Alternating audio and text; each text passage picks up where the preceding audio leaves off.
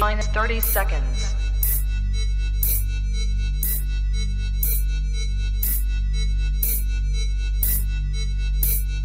T minus 20 seconds.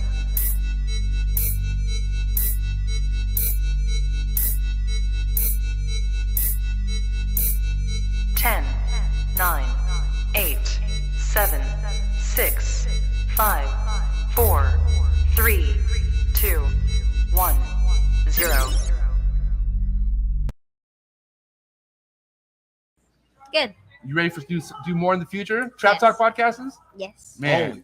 Only Trap Talk. Exclusive. Yes. Exclusive. Oh. So stop calling us. Rub the spot, get the club to pop. When I come up with the crop, gotta love it or not. I'm hot from the hop to the rub the spot, get the club to pop.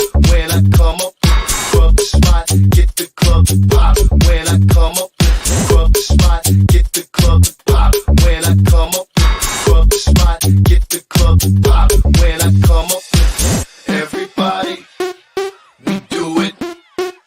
Everybody, we do it.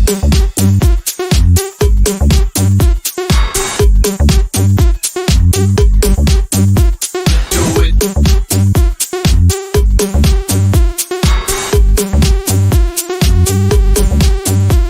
Do it.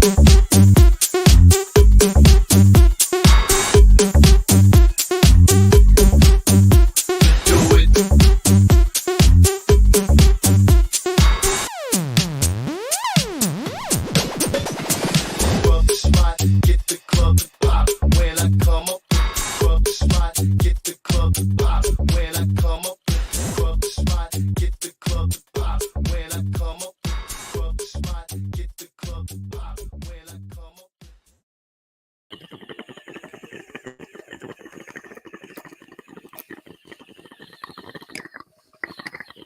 Woo!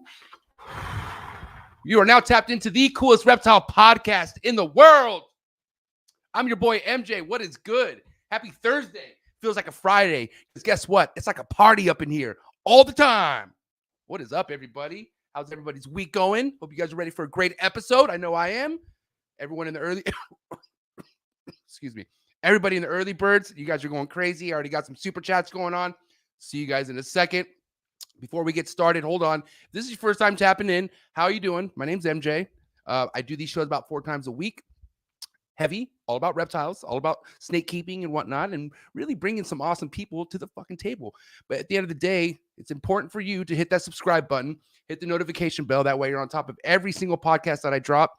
I also drop a weekly vlog every Saturday morning before my International Trap Talk Dab and Coffee sessions on Saturdays. So a lot going on here at this channel for all you reptile lovers out there. So hit that like button, hit that subscribe button, notification bell. All those things really matter, all important. Thank you so much, especially the like button. Smash that like button, not only for me, but for the guests. Let the guests know that you're liking what you're hearing and that you're enjoying it. It really means a lot to not only me, but to the guests. So that being said, you guys know what the deal is for the freshest and bestest rodents delivered to your doorstep. That's going to be coldbloodedcafe.com. $30 flat rate shipping, professionally packed day one pinks all the way to mammoth rats. That's right.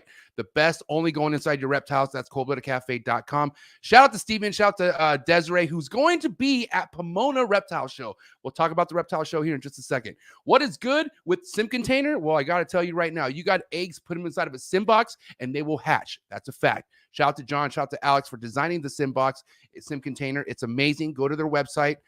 Get yourself an XL, get yourself a small. It doesn't matter. Any egg will hatch out of a sim container, and that's a fact. So shout out to John, shout out to Alex, doing big things.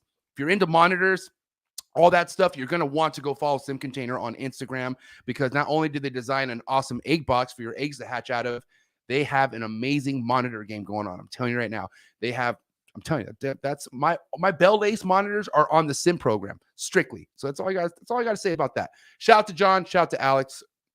Shout out to Steven, and shout out to Ashley. Focus Cube Habitats, PVC built enclosures out of Texas. Woo! Flex in Texas all day, every day. I'm telling you right now, the quality that they put into these enclosures are something that you could just literally see through their damn post. I have a handful of Focus Cube Habitats already, and I'm going to have a whole room full of them here soon. you should go over there and check them out. You should get on this Focus Cube habitat train because I'm telling you right now, they have special designs that no one else is doing. Go check it out. I'm telling you right now. Stephen and Ashley, thank you so much for sponsoring the trap. You guys are real ones. Shout out to Jesse, the entire Freedom Breeder crew. Stainless steel racks built in the United States, professional level of reptile keeping, rodent breeding, any of that kind of stuff. I'm telling you right now, you got animals inside of a Freedom Breeder rack, you know exactly what the fuck you're doing. And the good thing about stainless steel Freedom Breeder racks, they don't lose value. The ones in the 90s are still fucking worth money. I'm telling you right now. So Jesse, the whole entire Freedom Breeder crew, keep doing it, doing what you're doing. Because their turnaround for racks are now, they went from 17 to 18 weeks, like all these other companies, down to 11 to 12 weeks. So they're cutting shit down by like 6 weeks. That's huge. Get over there and go get them more busy. Let's go. Shout out to Miguel Garcia, always evolving pythons, always making an impact, always inspiring your boy MJ, that's for sure. But my boy here, Miguel, has always done amazing things when it comes to putting on for people, getting other people excited to be in this hobby. So all I got to say, if you're new in this game and you are wanting to get more fire inside you and you want to get more fucking energy and you want to see who's out there doing big things with these ball pythons with their YouTube channel, this is your guy right here. Always Evolving Pythons, the big AEP team. Always killing big things. I'm telling you right now, go check him out. He had an amazing 2021. His 2022 is going to be better. And this is the kind of guy where each year as they come along, it's going to get crazier and crazier. And he's only proving himself to be right. So go follow my boy Miguel. Tell him MJ sent you. Thank you, Miguel, for sponsoring a trap. You're amazing. I love you. Shout out to Tina. Happy birthday, Tina. Aubrey, happy. I love you guys. Ace, you're my boy. And yeah, whole entire Miguel Garcia fan. Jesse, I love you, Jesse. Sorry, I forgot to say hi to Jesse. US Arc, please, guys. US Arc needs our support. This cannot be something we do sleep on. We got to come together and help US Arc fight for our animal rights. The best way you could do about that is going down to the link below, join the US Arc team, become a member. If you cannot afford or financially be in a position to become a member right now, just talk about it, man. Word of mouth is key right now. Just talk about it, post about it, put it in your stories. You go live, talk about it. Shout out to Brassman Reptiles, the homie Jeremy, doing big things. He's one of the front men for the US Arc right now, and he's really fucking killing it. So keep doing your thing, Jeremy. I appreciate you so much.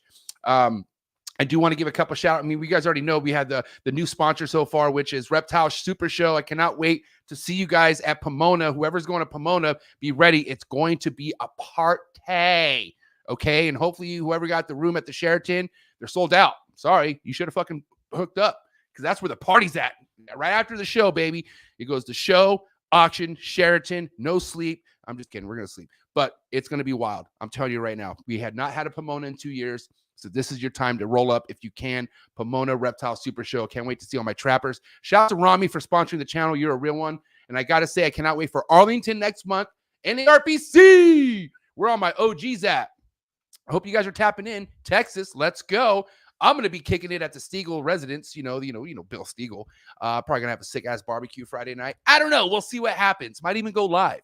We'll see. But listen. Big shout out to Reptile Super Show. Big shout out to NARPC. I'm telling you right now, Bob Ashley, Brian Potter, which is, what's funny, Brian Potter, good homies with fucking Robyn. I'm sure they have stories. We're going to talk about sushi. We're talking about a lot of stuff. I can't wait. But NARPC, Brian Potter, Bob Ashley, thank you so much for sponsoring the channel. You're going to catch me at every single NARPC. MJ is scheduled to show up at every single NARPC. I'll see you there. And I got to say, I recently got a new, I want to cry right now. It's my boy, but my boy just sponsored my channel. He's a part of the Wolf Pack, aka BD Gang, and that's my boy Alan from Amazing Basins. Shout out to Alan from Amazing Basins for sponsoring the trap. I cannot believe this shit, man. This guy right here is an outstanding basin.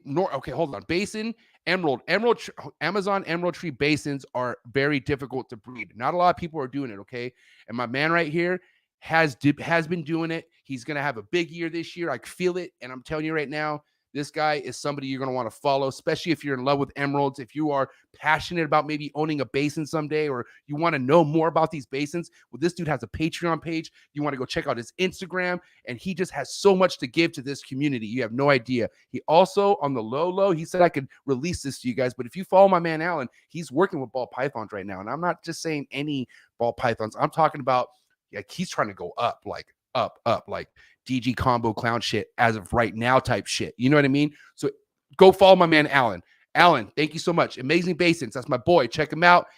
Force to be reckoned with in the reptile hobby. Official trap sponsor. All right, guys. What is good with the early birds? Who's here? Man, what is good? Let's see who's here. Very excited for today's show. So we're going to get these early birds shout outs real quick and get over to my man, Robyn. What is good, Matt, the homie Matt, Patreon. Oh, I'm so sorry. I completely forgot. Guys, if you want to get a hold of me in any way, shape, or form, the best way to do that is going to be on Instagram. Reach out to me on Instagram, mjexoticscartal with an A, not an E. Follow the podcast's Instagram as well, Trap Talk with MJ Podcast. What is good to all my Twitch viewers? Thank you for tapping in. If you are tapping in from Twitch, right on. If you'd like to support this channel more than a subscription, more than a like, or dropping a comment, what you can do is send me any kind of donation you like to PayPal. Exoticscartal with an A, not an E. Also, any super chats that you put in, question-wise, will get thrown out here and we'll ask it. And every super chat gets sent over to US Art. And that's been like that since the very beginning. So, and I got to say, shout out to my motherfucking Patreon members. My Patreon members is my everything. If you guys want to be a part of a sick-ass community, if you are in this reptile game, new experience, whatever, and you're like, do you know what? I don't even like the people I talk to, or I don't even talk to nobody, or I would like to get to know people. Dude, fuck all that. Go down to the Trap Talk Patreon page right now. Click on the link. Come meet my homies. I got about 70 trappers who are about their shit. And I'm talking, we're all cool. There's no drama. Nobody, like, it's none of how this other funky ass Discord shit that you hear going on. None of that, bro. We all fuck with each other. It's all good vibes. Come tap in with us. Join the Trap family. You actually get a Trap Talk with MJ podcast shirt if you hit a certain level. But I just got to say, you get a lot of perks when joining the podcast. So join it. Yes, that being said. Early birds, what is good, guys? I'm so the homie Matt. He's part of the Patreon family all day, every day. What is good, Matt? He's high up there in the Patreon family, by the way. But go follow my man, Evolution Exotics. My girl Lily right here, who's going to be tapping into her first super show at Pomona. What is good, Lily? Naganti Exotics. That's my girl. Go Getty Genetics. What is good, homie? I got the homie UK, the UK Patreon homie right here. I got a UK Patreon family member inside the family. Central Bullies all day, every day. 1776 Exotics, big homie Mike, Patreon family member all day. Jacob, Patreon member, family, blah, blah, blah, blah, blah, blah. You're my boy. Jay Hendo, what is good? What is good? Dom 702 Serpents, what is cracking? Oh, we have Jessica in the building. Hair Hollow Farm, what is good? By the way, the last 4 people I just said, all Patreon members. God damn, I am so just blessed. Eric's More Factory, what is good? Here's my travel manager, Matt Summers. Please go give Matt Summers a follow. He has a YouTube channel as well. He's very dreamy. 845 Exotic Pets, what is good? I haven't seen you in a while, player. Constrictor Culture, what is good? Patreon member all day, every day. What is good? Wise Guys, what is cracking, Wise Guys? Thanks for being here. Gina Points, what's up, Gina? Patreon member all day, every day. Bowds Exotics, what's good, homie? Pacific Rim Serpents, Patreon member all day, every day. What is good? Isaac Rodriguez, thanks for tapping in. Deviant Glass, what is cracking? I got my homie Patreon member all day, D's Nuts. And we're going to end it at that because that's my homie D. No, we're going to end it on the homie Barbara J. Damn, what is good? Okay, no, I'm sorry. We're going to end it on my boy, the General, because it's the General. And what a way to end the early bird comments on somebody on this level of Trap family. This is the General. He's head, retired head security, meaning like he's not going to go out there and kill you anymore. We got Calvin for that. But General, here he is. Thanks for tapping in, buddy. All right, guys, if you are out there wondering, who the fuck is, Robyn Markland, and or if you already know, obviously, who the fuck Robyn Markland is, half and half, doesn't matter. What's important is this episode is very, very crucial because this guy has a lot of history in this reptile game. I've heard multiple stories about this guy on his involvement with these reptiles, and I've been waiting for this episode. Let's just say that. And the cool thing is he's tapped into other podcasts, so I know that he knows how this goes down, and he's tapping in from Denver, Colorado. Can you believe it? Here he is right now, Robyn Markland of the Reptile Report, Redline Science. What is good? What's up, man? How you doing? Dude, Denver, Colorado, huh? I didn't know that. Yeah, down here in the mountainous Colorado area. And it's been that way. State. It's been that way since the 80s. Yeah, I came out here after high school in '88 and loved it. Never left. All right, awesome. So, okay, Robyn, real quick, let's kind of break things down just for, because this hobby is a brand new hobby when it comes to this channel because we have so many newcomers who come approach this channel. So for the people who don't really know your involvement with animals and meaning like who you worked for and whatnot, can we kind of take it back a little bit and just start on how you kind of got your foot in the door in the industry and whatnot? Yeah, I fell ass backwards into reptiles in 1993. Wow. Okay. Just kind of happenstance Right. with my partner back then, Chad Brown. We started Pro Exotics Reptiles, Shout out and to we were a Chad Brown. livestock breeder for 20 years. Wow. Doing, back in the 90s, you tried to do everything. You weren't species focused. So we did, all types of pythons, and including ball pythons, but we did boas. We did, big giant snakes. We did African rocks and Burmese. And then we did geckos of all sorts and did colubrids of all sorts. Dabbled in some chameleon stuff, monitor lizards extensively. So back then, you were kind of trying to be the master of everything. And that wasn't the smart way to approach it, but it definitely Right. gave me some time with all kinds of different species. And so we did that for 20 years. That's how I got my start in the industry / hobby. But when I was a kid, I certainly didn't know that this was going to be my career. I have to ask you though, Robyn, if whoever doesn't know who Chad Brown is, ex-NFL player, Super Bowl champ, right? He did win a Super Bowl, right? He did not, actually. Oh, he didn't. My bad. Well, because Patriots got like fucking 1 million Super Bowls. I just didn't know if he was in that era. My bad. But either way, he was a fucking sick ass NFL defensive end, right? That's what he was, right? He was actually outside linebacker. Outside linebacker. Okay, my bad. Yeah, and he was an all-pro level player. I mean, he was all-pro. all pro. For 3 Yes, years. he was really good. But how did you run into somebody like Chad Brown? That's what I want to know. At college, at University of Colorado in Boulder. Wow. Okay. Actually, I literally ran into him at the CD store, at the music store. Okay. So CD if you go back to the last century, we listened to music on compact discs. It was a small physical disc you actually had to put in a player, and it played music. And so we had stores that sold these compact discs, and I worked at the store, and he came in looking for music. I actually knew he was a snake guy. He was like the football team snake guy. Right. Because he had different snakes, and everybody thought that was fucking weird. That's So how I asked remember. him about it. I'd never seen snakes before. I'd never touched a snake. Mhm. And we kind of just, kicked off a friendship and started getting interested in the animals. I got a few animals from him. And then, he got drafted by the Pittsburgh Steelers. And he said, hey, I want to start a business. You can actually have a business doing this breeding of reptiles thing. But I'm going to go play football. I want somebody to do the business. And I said, sure. That's better than, working at the CD store or Subway or delivering pizzas and the various jobs I was doing. And so that's how I got started. We started out with like 130 animals at the time, which I thought was a lot, but it really wasn't. And then we just kept growing from there and expanding into different species and different things. And, the 90s were a tough time because we didn't know shit about breeding. And there wasn't as much info out there. So it was a lot of hard lessons on how to breed animals, including ball pythons. Ball pythons were hard to breed at the time. It was an interesting learning curve to figure everything out.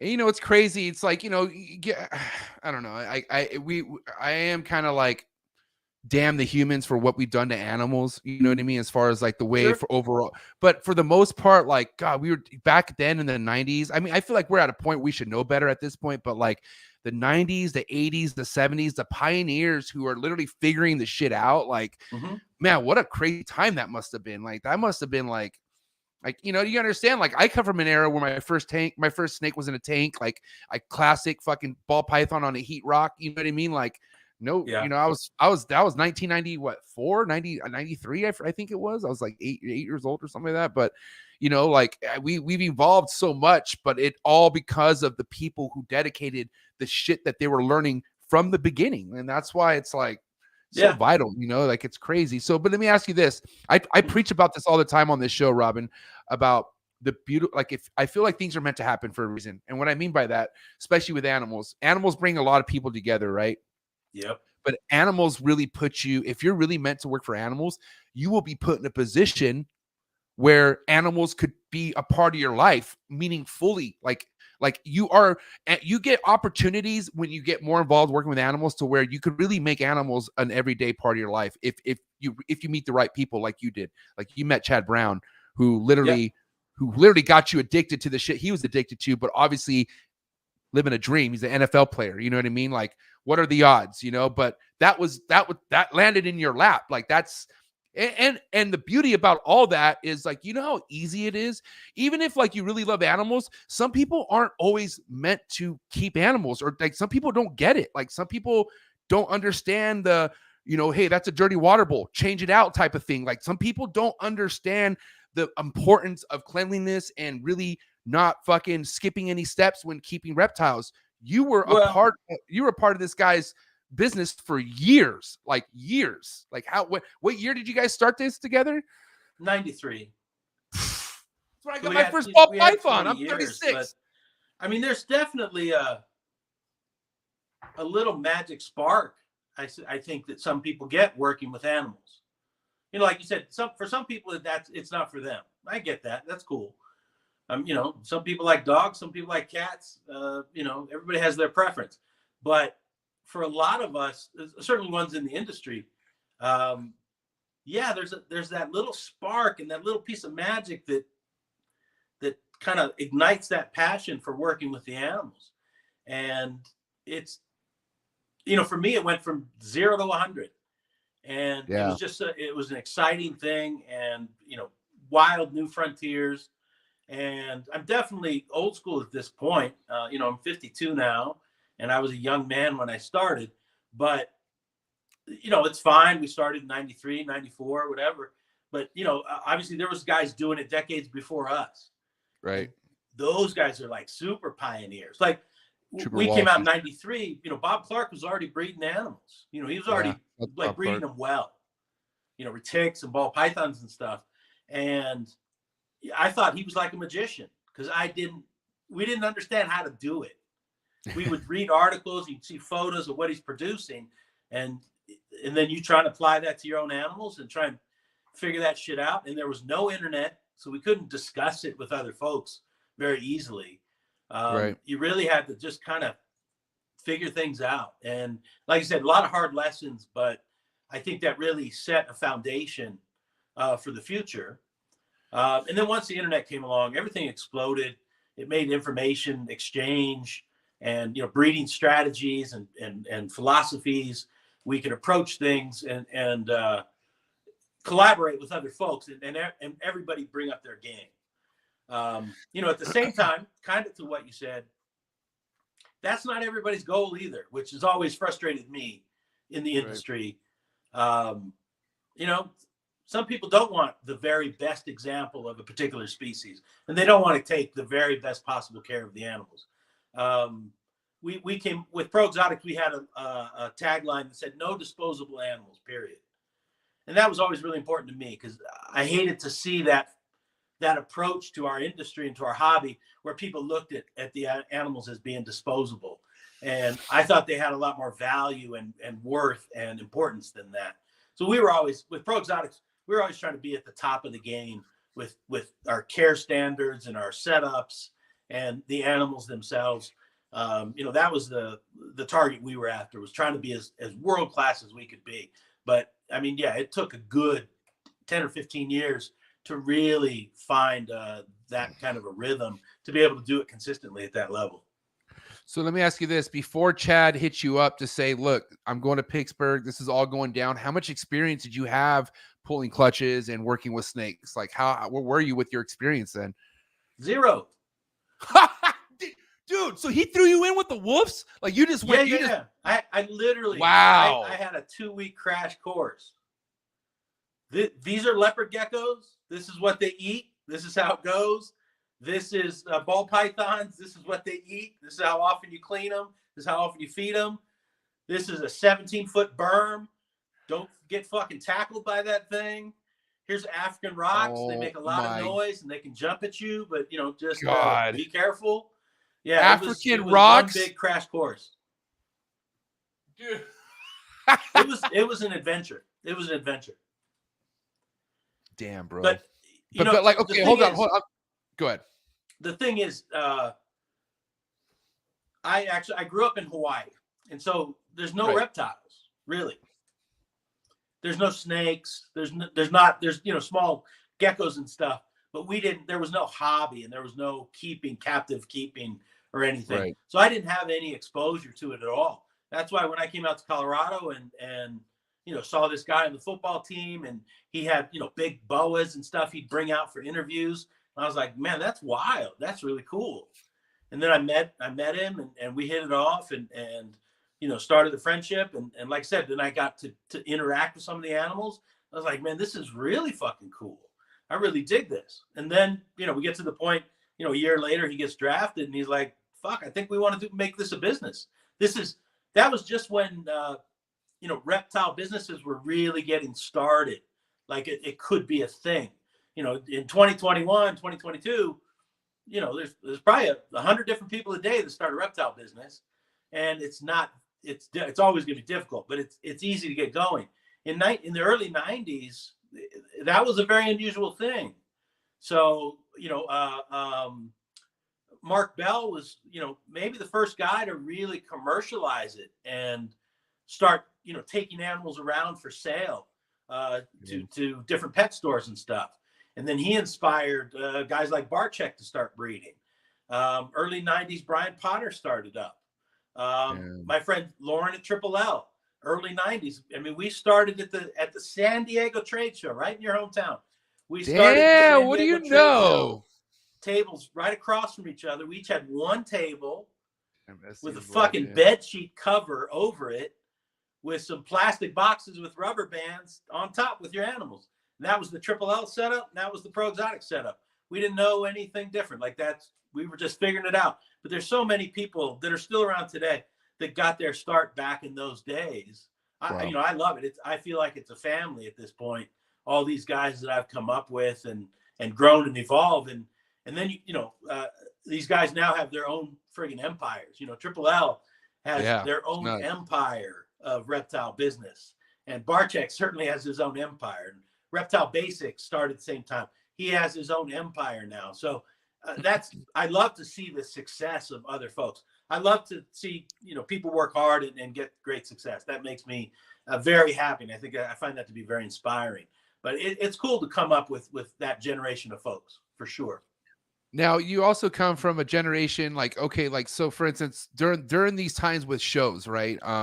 You were really heavy with attending a lot of shows that were going on throughout the years, or like what was your relationship as far as attending shows after you were already taking over Pro Exotics?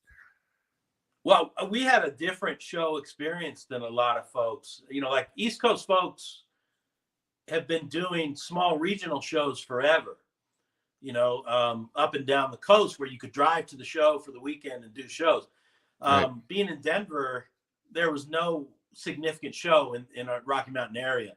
So Pro Exotics days, we just did the big shows, which originally was just Orlando, which then turned into Daytona. It was this, that same show. So that was originally the one show we would do. And San Diego IRBA show, if you remember back then. What does that stand for? To promoter Ray through that show. That's where I met Triple L. So I would just go to a couple of the larger shows a year. Then Tinley Park came on, and we started hitting that one up. But I never did the small show circuit because I had to drive. I had to fly to all the shows. And so to ship all of our cages and our setups and our animals, it was just too cost prohibitive. So I only focused on doing the big shows.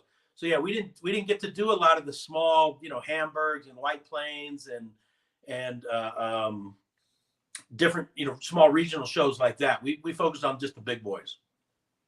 Damn. Okay.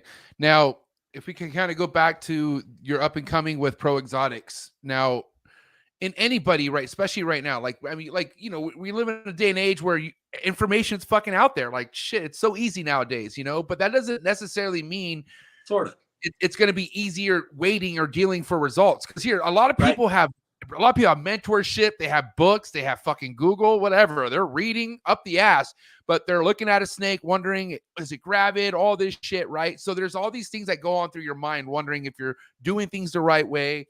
You're talking to so-and-so, but with that being said, back in your time when you were fishing for shit or trying to figure out what was happening, and then it started happening, like right when you were looking for whatever it is you're looking for and it started happening, did that take a lot of the stress away the following year? Like once you started shit actually coming in motion, did you like kind of like understand or realize what to look for? And that's when things started making sense? Or like when did you really start feeling like you were getting a rhythm with your breeding? A rhythm probably took 10 years. Wow. It was a slow process. You know, we didn't really have the internet and that exchange until more of the late 90s. And even then it was different. It wasn't like it this. Was way different. We had forums, and you would type on the forums and have conversations back and forth. There was no streaming or podcasts or anything like that. And I think part of the challenge today is you have to filter out the good information from the bad. There's a lot of terrible information out there for sure. There is. But there is. You know, the real turning point for us was getting the ultrasound machine. That was it for us. Once we got an ultrasound machine, we could look inside the females and look at follicle development. Then, to your point, like that's when things click. Like that starts to come together, because then you can understand cycles and breeding and the process behind it. Otherwise you're just guessing at how to do it. And I heard that Ralph Davis, learned how to palpate ball pythons and he could feel follicles. I didn't know what the fuck he was talking about. I didn't know what that meant. I'm terrible at that, by the way, too. I was trying to I'll never forget. I'm like, God damn it, this is fucking just pissing me off. What the fuck am I doing? But once you understand it, then it's easy. Then it's easier. I could end up palpating and feeling follicles pretty well, but I would still just jump to the ultrasound machine and actually put the probe on there and look at it. And I could apply that to snakes, and I could apply that to lizards, monitors and uromastics and Gila monsters and everything else. And so that's what really started cracking the code for us, was to be able to ultrasound stuff. Because when we went to the shows, you're doing business, you're selling animals and chatting folks up. There wasn't enough time to have deep conversations about breeding. So it was a slow process until the internet really started kicking off and coming along. And then we could have longer conversations with folks. And for the most part, I learned that other people had just as much difficulty as we did. It was a hard time. I see people now breeding and making great money, and I love it, and it's great, and I'm happy for their success. Back in the 90s, you just lost money. It was a hard business. It was a very difficult business, and you just fly by the seat of your pants. But again, that's how the foundation is made. That everybody's got to make their mistakes and learn from it and move forward. I mean, look at wrestling. Those poor WWF bastards. They didn't get fucking paid anything and fucking put their bodies through hell. And then look at Stone Cold Steve Austin, fucking billionaire. Jesus. I don't know. It's kind of the same thing, though, if you understand. It's a foundation built, and then things blew up to where it's at. And, because you got to understand, there's people coming, if it's one fucking hobby in the reptile community that's turning heads, it's the ball python community, dude, because people are coming in and putting in, if they're doing it right, meaning fucking investing in the right snakes that they want to be passionate about 3-4 years down the road, waiting those 3-4 years, selling motherfucking snakes like hotcakes. And I'm talking like $3,000, $8,000, $10,000 snakes. And that's whoever's out there that's an older breeder saying you can't sell $5,000, $10,000 snakes like that, you're lying.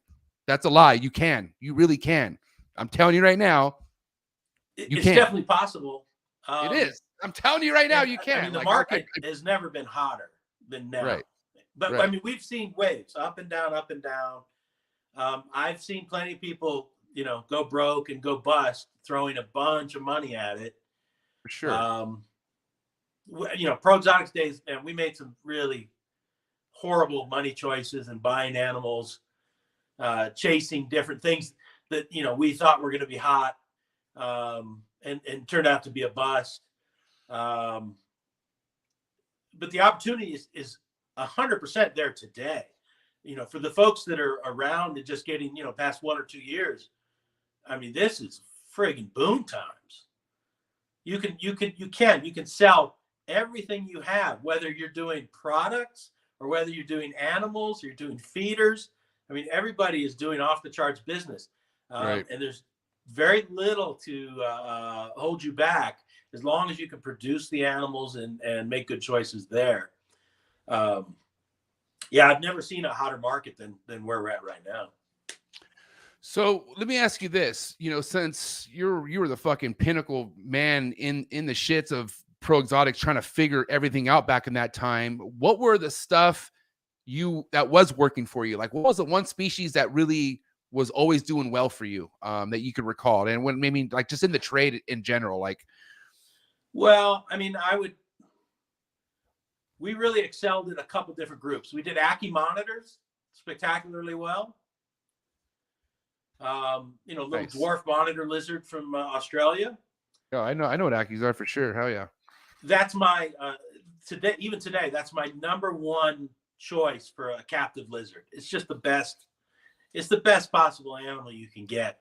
They stay small, easy enough to set up. You don't need a 15-foot cage. You can do them in a smaller cage because it's a smaller species.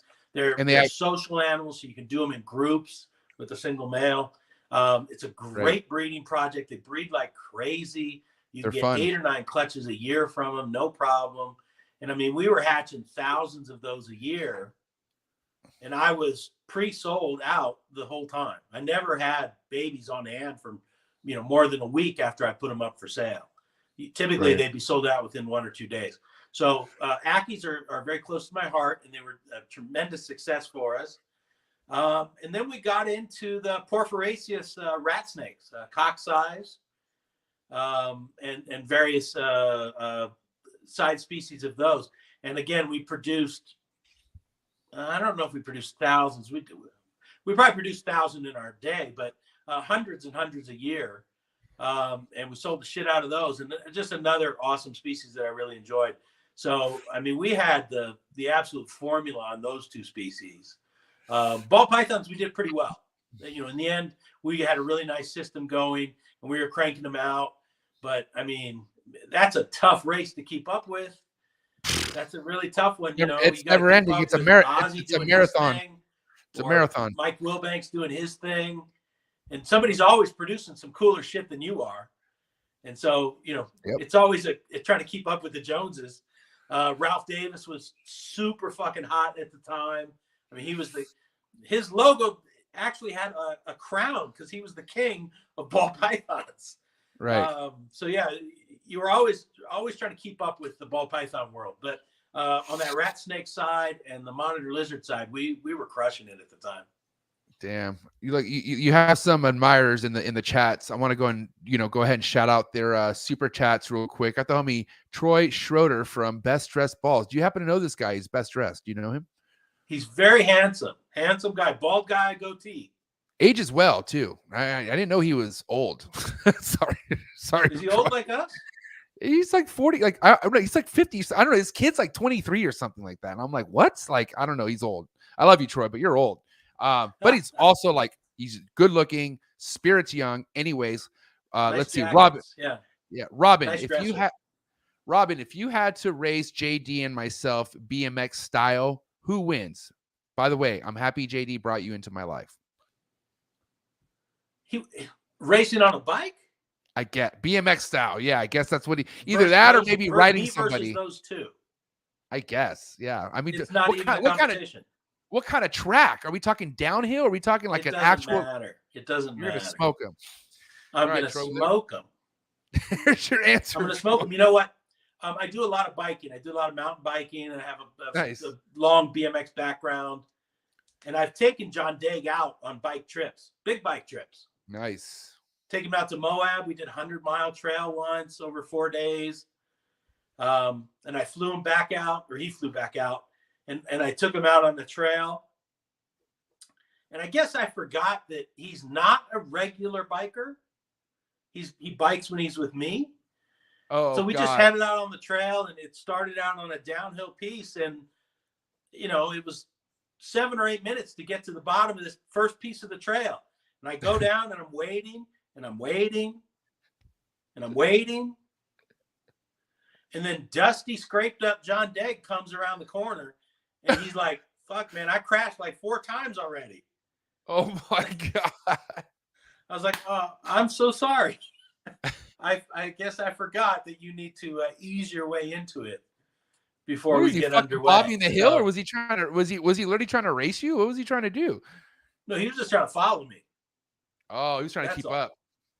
Yeah, it was just. I guess it was a little too technical, but yeah, if there's gonna be a bike race, look, there's a million people that are getting faster than I am, but I'm definitely faster than those two. And that's that. And then we have JD here too. What's up, JD? So MJ asked Robyn about his obsession with octopuses and what's in his liquor cabinet.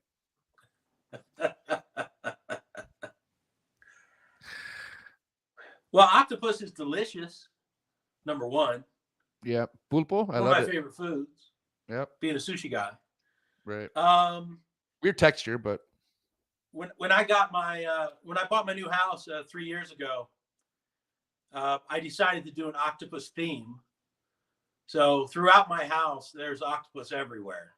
Statues, wall hangings, octopus art, octopus everything. And it makes for a nice theme. And then John Degg sent us a housewarming gift from a specialized company. And I wish I could get it for you. I can't because it's downstairs. But he essentially sent me a 10-inch octopus dildo. What? Say that again? An octopus dildo. So there's like 8 dildos, or what? How does it work? No, it's like 10 inches big. And it's just a big okay, but I'm curious, like, what goes in first, the head, or is there tentacles and a bunch of like where like 10 people could use it, like, or like 8? No, okay, it's one tentacle. Okay. It's one tentacle on a big old base. You're a sick bastard, John. It's actually a thing. Gosh, wish I could remember the name. Dragon Toys or something. Some lady makes these silicone monster dildos. I only know that because I got one and I did the research. I didn't know that beforehand. I'll send you a picture of it. It's quite attractive. But it's, I want to look at it. I want to look at it right now. Dude, oh my, that is so funny. Yeah. Just pull it up. Dragon octopus dildo. I'm afraid YouTube's gonna like get mad. Is it like no, it's not that bad. All right, hold on, let me see. But yeah, so he sent me this as a housewarming gift. And my wife opened it when I wasn't there. Oh, it says it's explicit. Yeah, I can't do it, bro. Oh, really? It's already giving me a warning. Like, it's like saying, like, just so you know, this it's could just go a tentacle. Yeah, I don't want to do it. But anyway, we ended up putting it in our liquor cabinet with our whiskey and our tequilas. Oh my god! Because it's as oh my tall god! as a There it is. Bottle, so, yeah, oh my god! That thing looks fucking weird. I'm doing it. I don't care. Okay, you see it. There you go. Oh my! Hold on, you guys. I'm not gonna be the only one scarred for life off this shit. You guys are all gonna get scarred. This shit's weird, bro. Oh my god! The blue one. Which one do you have? It's kind of purpley. It's kind of purpley. Bro, what the fuck, bro? Oh my god, look at that. Yeah, you're getting a little more graphic than mine. All right, yeah, we gotta stop. Like top left is what it is. So that was John Degg's idea for a gift. That's what that was. Well, you're a sick and I bastard, appreciate John. it. It's a great conversation starter in our liquor cabinet for people looking around and then doing a double take. Like, what is that in there? And then I get to tell the story how JD gave me an octopus dildo. Was it? It was brand new, sealed, right? I just want to make sure it wasn't like it wasn't Yes. sticky or anything, was it? Okay, cool. Damn, Right from what the a story. manufacturer. Let me ask you this, okay? Because like I said earlier, the reptile game brings amazing people together. Yep. John, amazing guy. Troy, amazing guy. Brian Potter, amazing guy. Brian Potter, JD, you go on sushi trips with these guys. Like that's how close you are with these guys. You guys will fly to New York together, go eat some amazing sushi. Yep. When did this all start? Like, when did you guys actually start? First off, how did you guys all connect? I want to know that. Let's see. How did you link up with Potter? We could start with that, and then when did JD come in the mix? Potter and I go way, way back. He kind of started the same time I did. Right. Before the first Tinley show, I met him in Orlando. At my first Orlando show, must have been 1994, maybe. Okay. Wow. Orlando. And that was the first Wayne Hill reptile show. It was in Orlando before it moved to Daytona years later.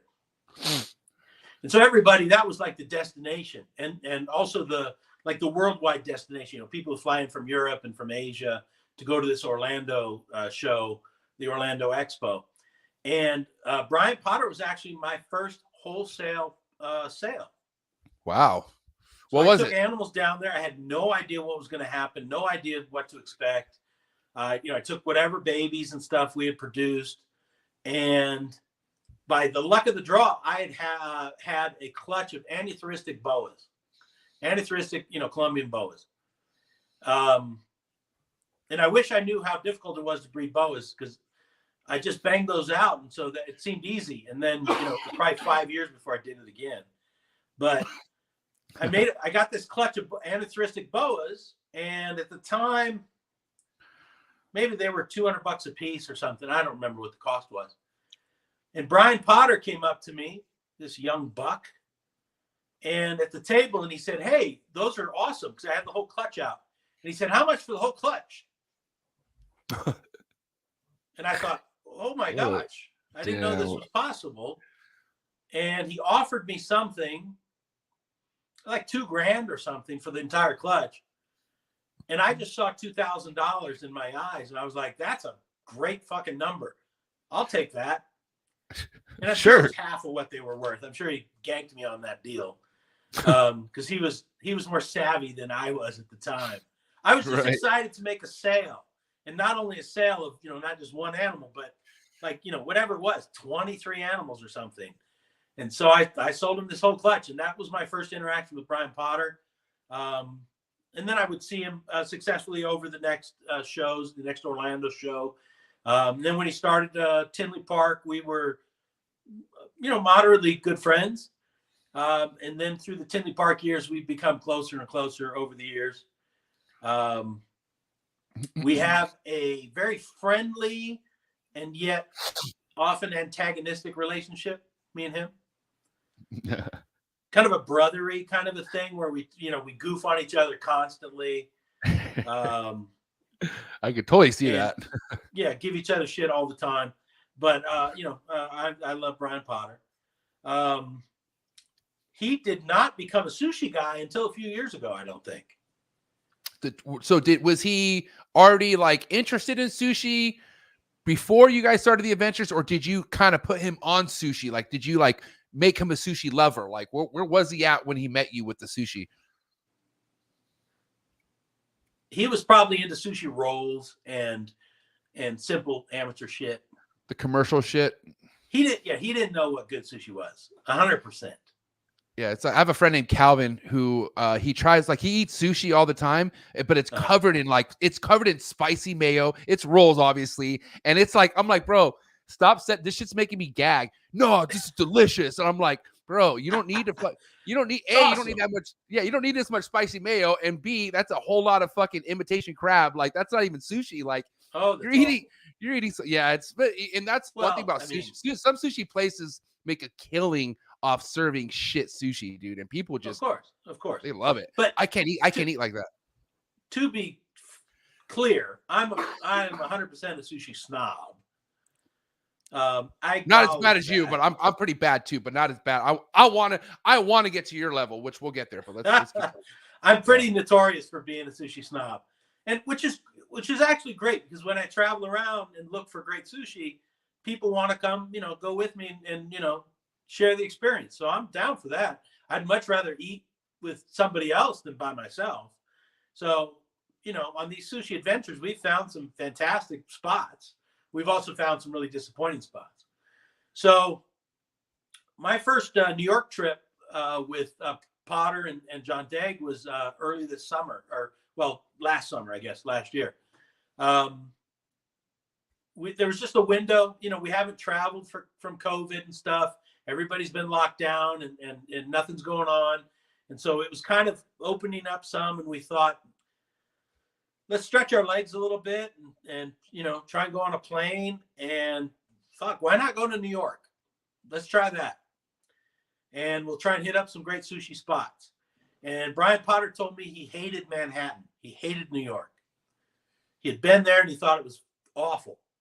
So I said, well, try it again. We'll have specific targets, what we're trying to do, where we're trying to eat.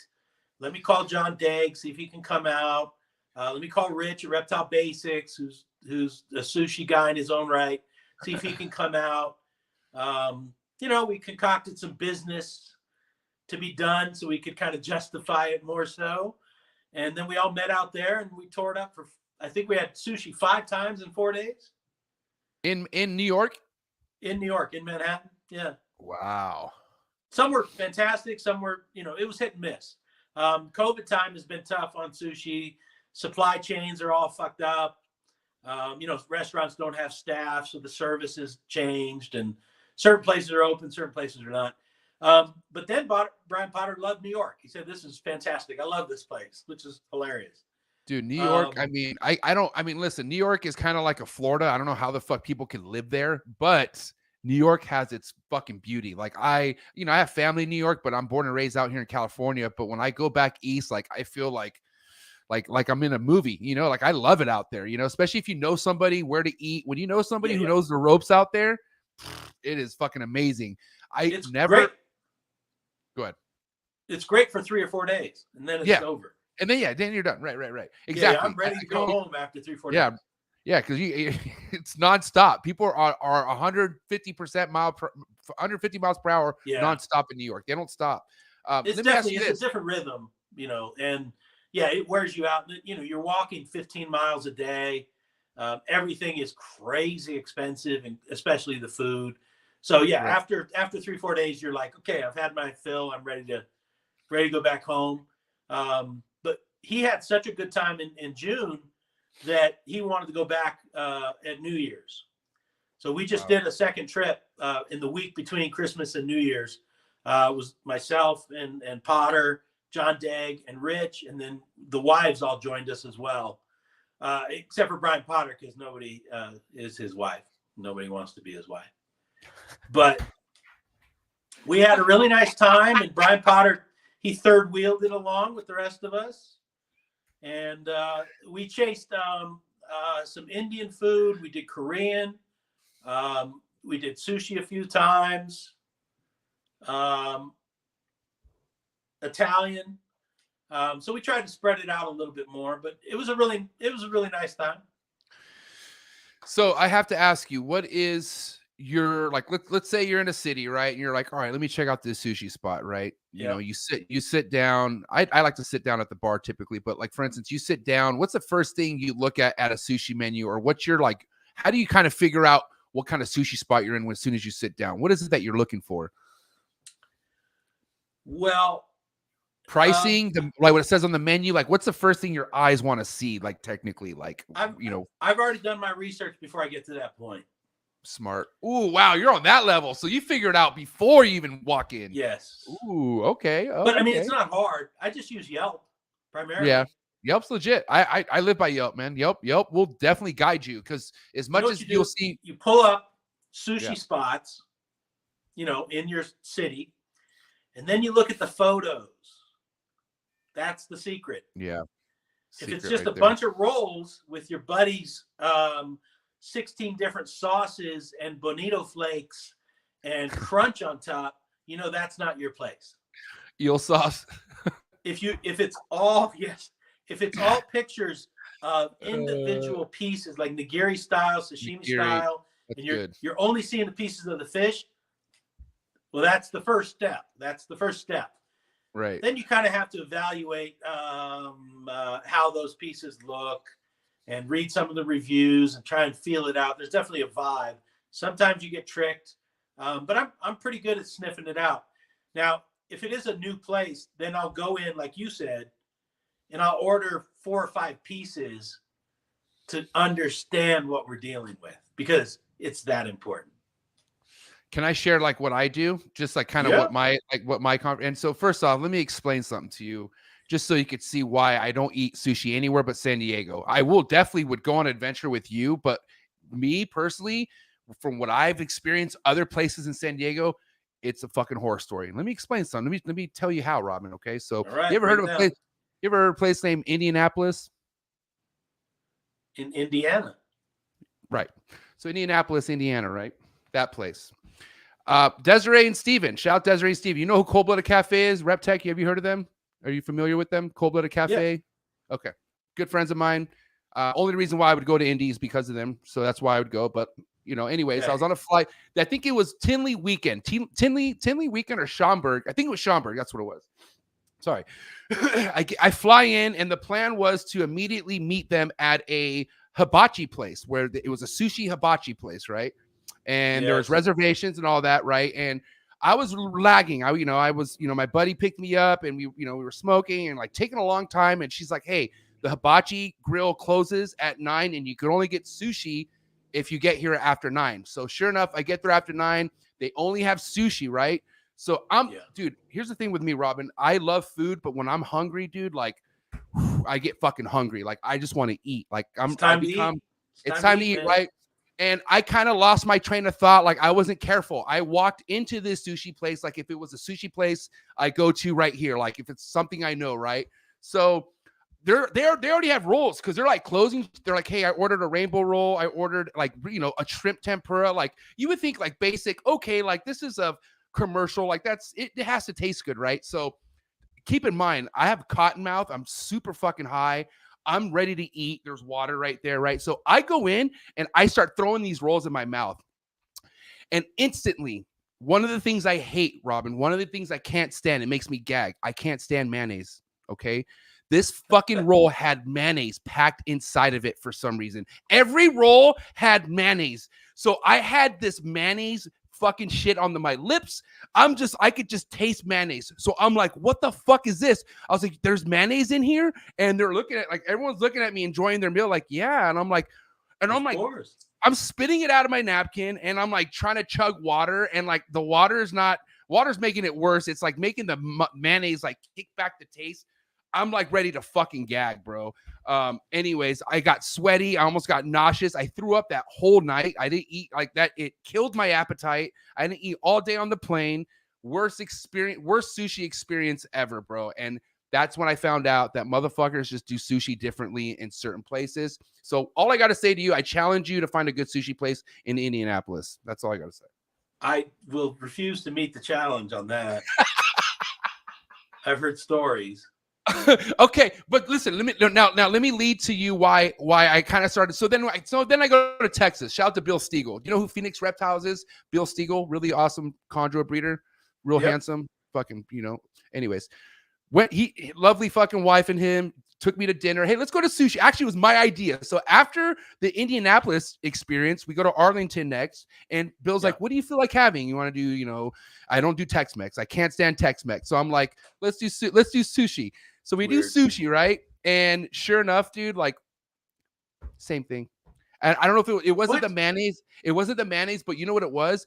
I like seaweed salad. Like I started to figure out, if you want to find out a sushi place has fresh shit, try their seaweed salad. And if their seaweed salad is slimy, if it literally tastes like it was picked up off the beach floor, then it's not a good fit. And I'm starting to figure that out now. Like I instantly get seaweed salad and I taste it and I see if it's fresh or not. So that's my thing on how I test a place is seaweed salad. So Texas, unfortunately, wasn't it. I'm sorry.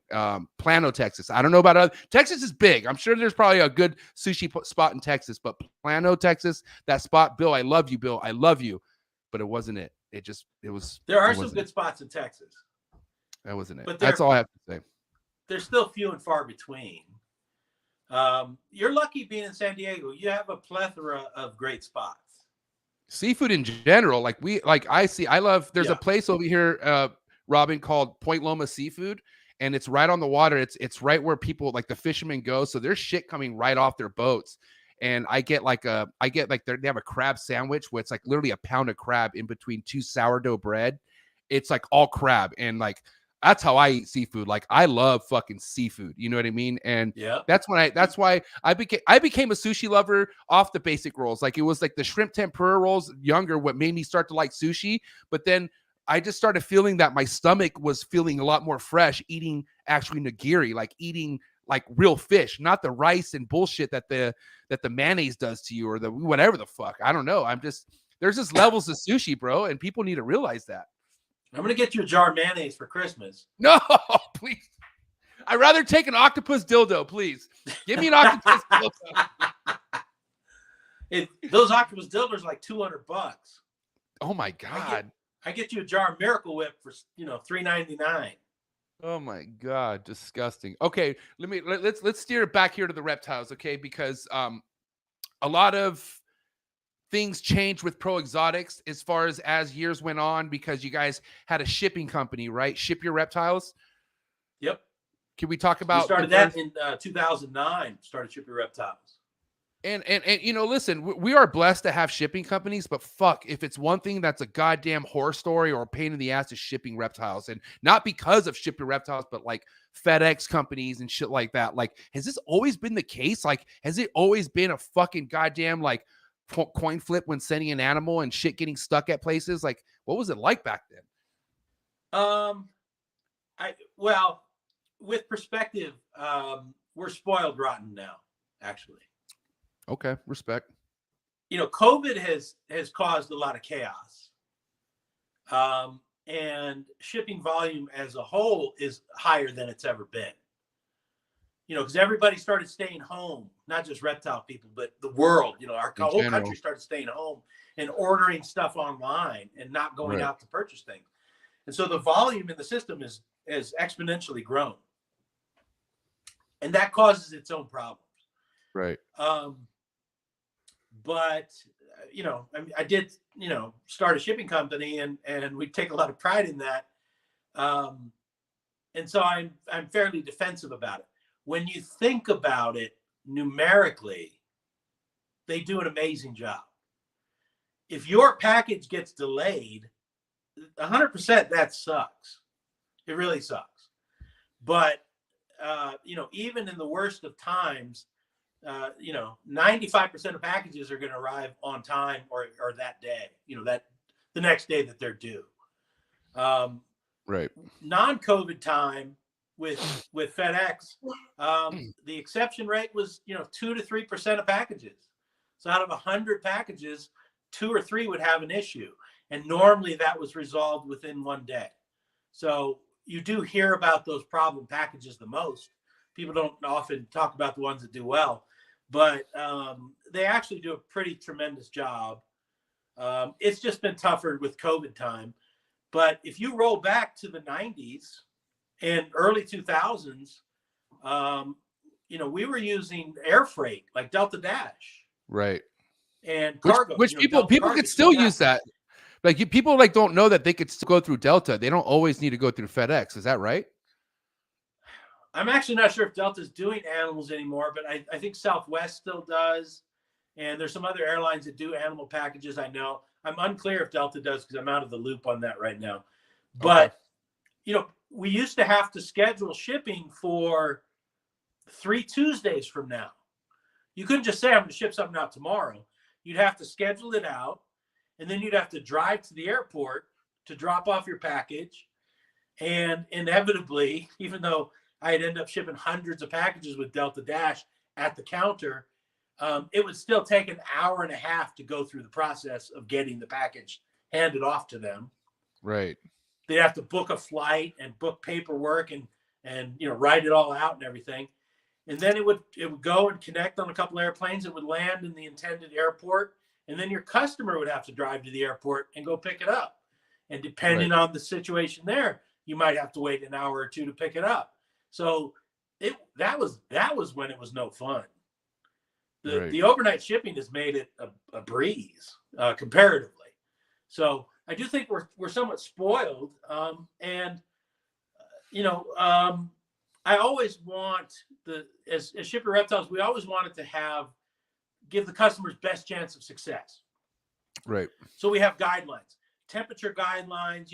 If it's colder than this, don't ship. If it's hotter than this, don't ship. You have to use proper packaging. Here's where you use a heat pack. Here's where you don't use a heat pack. And if you follow the guidelines, even if the package was delayed a day, if you were, unfortunately in that position, you would still have safe, healthy arrival. Now, the reality is that a lot of people don't listen. You think? Yes. Jeez. And so you would get the issue, and it was really just ignorance. It's not usually malicious. People think they're doing the right thing, but they just don't know. They're just ignorant about it. And so a plain cardboard box with just newspaper inside, and they put an animal inside and ship it out, and it's cold and it dies, and they're pissed off at FedEx. That's unfair. You need an insulated box. You should have used a heat pack. Or you get on the other side. I had customers rage at me over a dead adult bearded dragon that arrived DOA. Dead bearded dragon, which sucks because you hate to see those emails. And so I asked to see the packaging, and it was shipped in a 16 by 16 by 8 box. So your standard, fish box size box. And he used 10 heat packs because he figured reptiles like it hot. So I'll make sure that he stays plenty hot. And he used 10 heat packs in the box. I mean, that animal didn't last 2 hours in the box. It was fried before it even got out of the city it originated in. And so that type of thing happened fairly frequently. People misusing heat packs, using hand warmers, using heat packs when it was already 90 degrees out. But they're like, oh, reptiles want it hot, so they put a heat pack at 90 degrees. And of course, the animal's going to pass. So that was the hardest part of the business. That always bummed me out because that's unnecessary death. If people would just follow the guidelines, they would have a much, much better chance of success. But, some people know better, or, their Uncle John told them how to do it better than, Shipper Reptiles told them how to do it, or they've been doing it like this for years and it's never had an issue, whatever the excuse is. But I actually think that FedEx does, overall a really good job, and the exception rate is actually pretty damn small. I mean,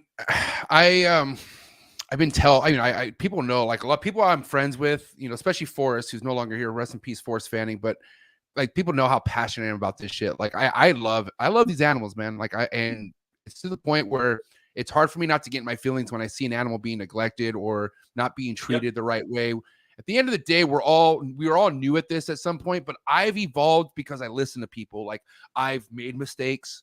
I've was down on my mistakes, and then I got myself up and I fixed the mistakes, and then I move forward. Right. But there's people out there, and I'm going to just only use Facebook as an example, because what's the better example? Facebook is the best example. Right. So, you got, there are a couple handful of groups I'm a part of, only because, Amazon basins. I love emeralds, and that page is ran by two amazing emerald tree breeders, shout out to Ed Marino and Ryan Willison. So I'm a part of that page, but every now and then you have people who inquire a $300 emerald, right? And they get excited, and I get the excitement. Everyone's excited to get their first emerald. It's fucking awesome.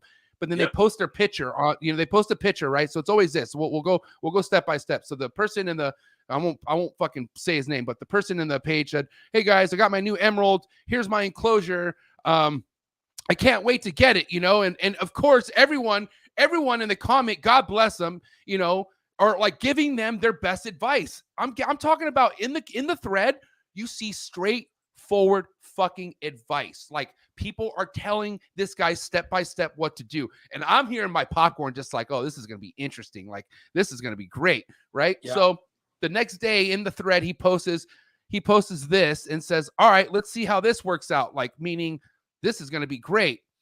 So here you have maybe one perch here. The perch is good, right? But he has heat pads on both sides, and he has a fucking one of those red chicken bulb fucking things heating down on this goddamn snake right now. The snake doesn't even want to be on the perch. Look at the snake. It's on the ledge right here.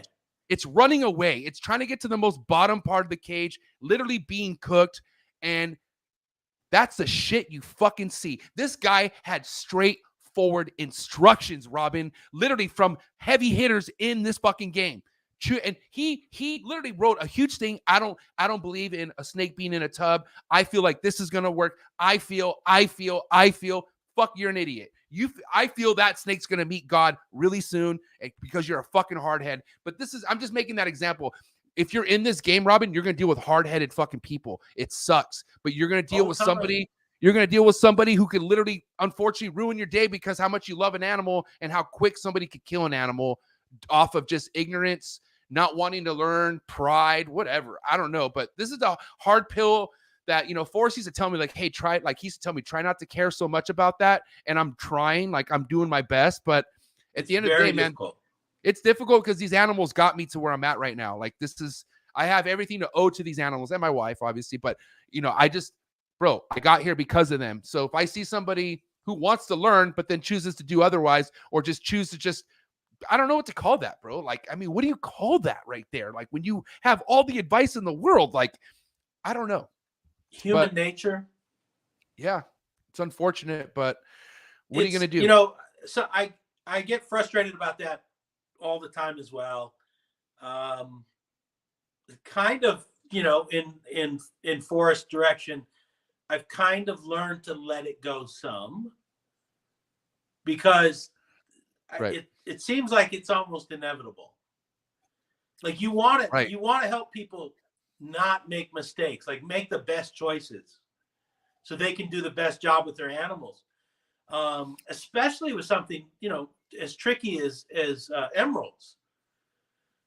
They're not super simple. They're a little more challenging. And so your game has to be better. But as much as you try and coach people up, I mean, it's really frustrating, but sometimes it seems like they won't listen until they make the mistake themselves, and they have to learn the very fucking hard way. But it upsets you because they've made this one mistake, right? I mean, they've done it, they fucked up the animal's dead or whatever. But over 20 years, you and I, you keep seeing that cycle again and again and again and again with other keepers. And so for you've seen it dozens or hundreds of times. That's when it starts to weigh on you. Like, fuck, I'm tired of seeing this. But for that individual keeper, it's just one mistake, So it's frustrating. But a lot of times they have to make the mistake themselves. As much as you hate it, there's it's a giant boulder rolling downhill. There's nothing you can do about it. It's going to come down, and that dude's going to kill the animal. And I hope I really hope next time he does better. Right. So we have this, we had similar issues with shipping reptiles. So you have this guy that ships the bearded with 10 heat packs and kills the animal. Right. And then if that goes online and you talk about it, then people say, fuck that guy. You got to ban him from the service. Never let him ship anything again. Okay, I get that. But you know what I would rather do? I'd rather try and work with the guy and bring him up to speed and make him better. So the next time he ships, he can do it with success and he doesn't make those same mistakes. I would rather take that opportunity to try and make him better at that. Whether it's at shipping his animal safely or it's setting up his next emerald, or chondro or gecko or whatever it's going to be. I would rather bite my fucking tongue and try and get him where he needs to be so he can have success. And then, 40% of me wants to wring his fucking neck. I just feel you're right, definitely on that. And this is where I want to become a better person, because that's definitely a good way to look at that. Like, I mean, everyone deserves a chance on top of a chance on top of a chance, I guess. Fuck. I mean, I'm a hardhead too, but listen, at the end of the day, the things I was hardheaded at were things I was selfish in my life at that time. Like, I had so many people telling me at a younger age I had potential when I was partying my ass off and just not giving a fuck. And I literally just shit on all that advice. And then when the animals came into my life and I realized how important they were, and I killed animals. I'm not saying I haven't killed any animals. I have for sure killed animals. As well. And it's terrible, and it fucks with me. But at the end of the day, like, it's what you do afterwards. And at the end of the day, like, I mean, I don't know. I'm only where I'm at because I push forward and I evolve. And if you don't want to evolve and you want to do things your way, like if you want to become a Trooper Walsh in 2022, then fucking good luck. Like, it's not going to fucking work. Like, I mean, I'm just saying, you're not going to last. Like, you're going to be showing animals dying. You're going to be showing improper care, and people are going to be on your ass all the time for it. Like, you got to see, like, it's crazy. When you like something on Instagram or on Facebook, you could put an emoji if it's a sad face or or a like or a dislike. You know how you like something on Facebook? You have the option to. So literally that post has all cry faces. Literally everybody is crying on that post. Because and like, with that being said, the dots are not connected, and I don't know. God bless him. And some people can't be helped. Period. No. Period. Yeah. That's why it is really frustrating. And going back to my pro exotics days, no disposable animals. I mean, that's the goal. Like, whether you're buying a $10 gecko or a $3,000 gecko, you should still want the best chance of success, and you still want to have the best possible animal. Right. I'm not, I don't know. You're touching on another frustration of mine in the hobby industry. I'm not down to go to the show and see a 10-gallon glass tank with fucking 20 baby Savannah monitors all on death's door, and they're $10 each. I'm not fucking down for that. Me neither. That sucks. That's not cool with me. No. I don't want to support that kind of seller. But at the same time, I realize that seller exists. Some of those guys have been around for decades, and the buyer exists for those animals. I don't get it. I never have fucking got it. If I want a new animal, I want the best possible example of that animal available. I don't want the fucking 3-legged bag of bones lizard. I want a spectacular example of that animal. And so I'm going to go to the very best breeder I can find to get that animal. I'm going to go to the boutique breeder that really knows his shit and is providing the very best animal. I'm not looking to save $5 by going with the shitty dude because I'm saving $5. That's not what I'm after. I'm after the best possible animals. But yeah, long ago I had to let that go, that not everybody has the same goals. Not everybody's after the best possible animal. If they could save $10 or $15, they'll take the shittier one every time for $15. That's what they're looking for. So I can't be a reptile police and change the world like that. We're going to wrap up the frustration topic real quick, just to say that another big point to what we're talking about is people who want to dip into other species. Like, you have people who just get their feet wet, if not even, with ball pythons, and they're like, oh, green tree pythons. I want to see green tree pythons. Like, do you know? And this is how it goes down, Robyn, all the time. They hit me up, God bless them. They're all excited and like, hey, I want a green tree python breeder. Do you know one? I'll shoot them a couple. And they'll come back. Holy shit, they're that much? Oh my God, the wait list is 2 years and it's $1,800. I'm like, dude, it's a lot of work. And then what they do is, let me go king snake. Let me wow, a $400 green tree python? It's captive born and bred? No way. Not thinking that, not knowing that it's fucking captive born and bred in Indonesia, right?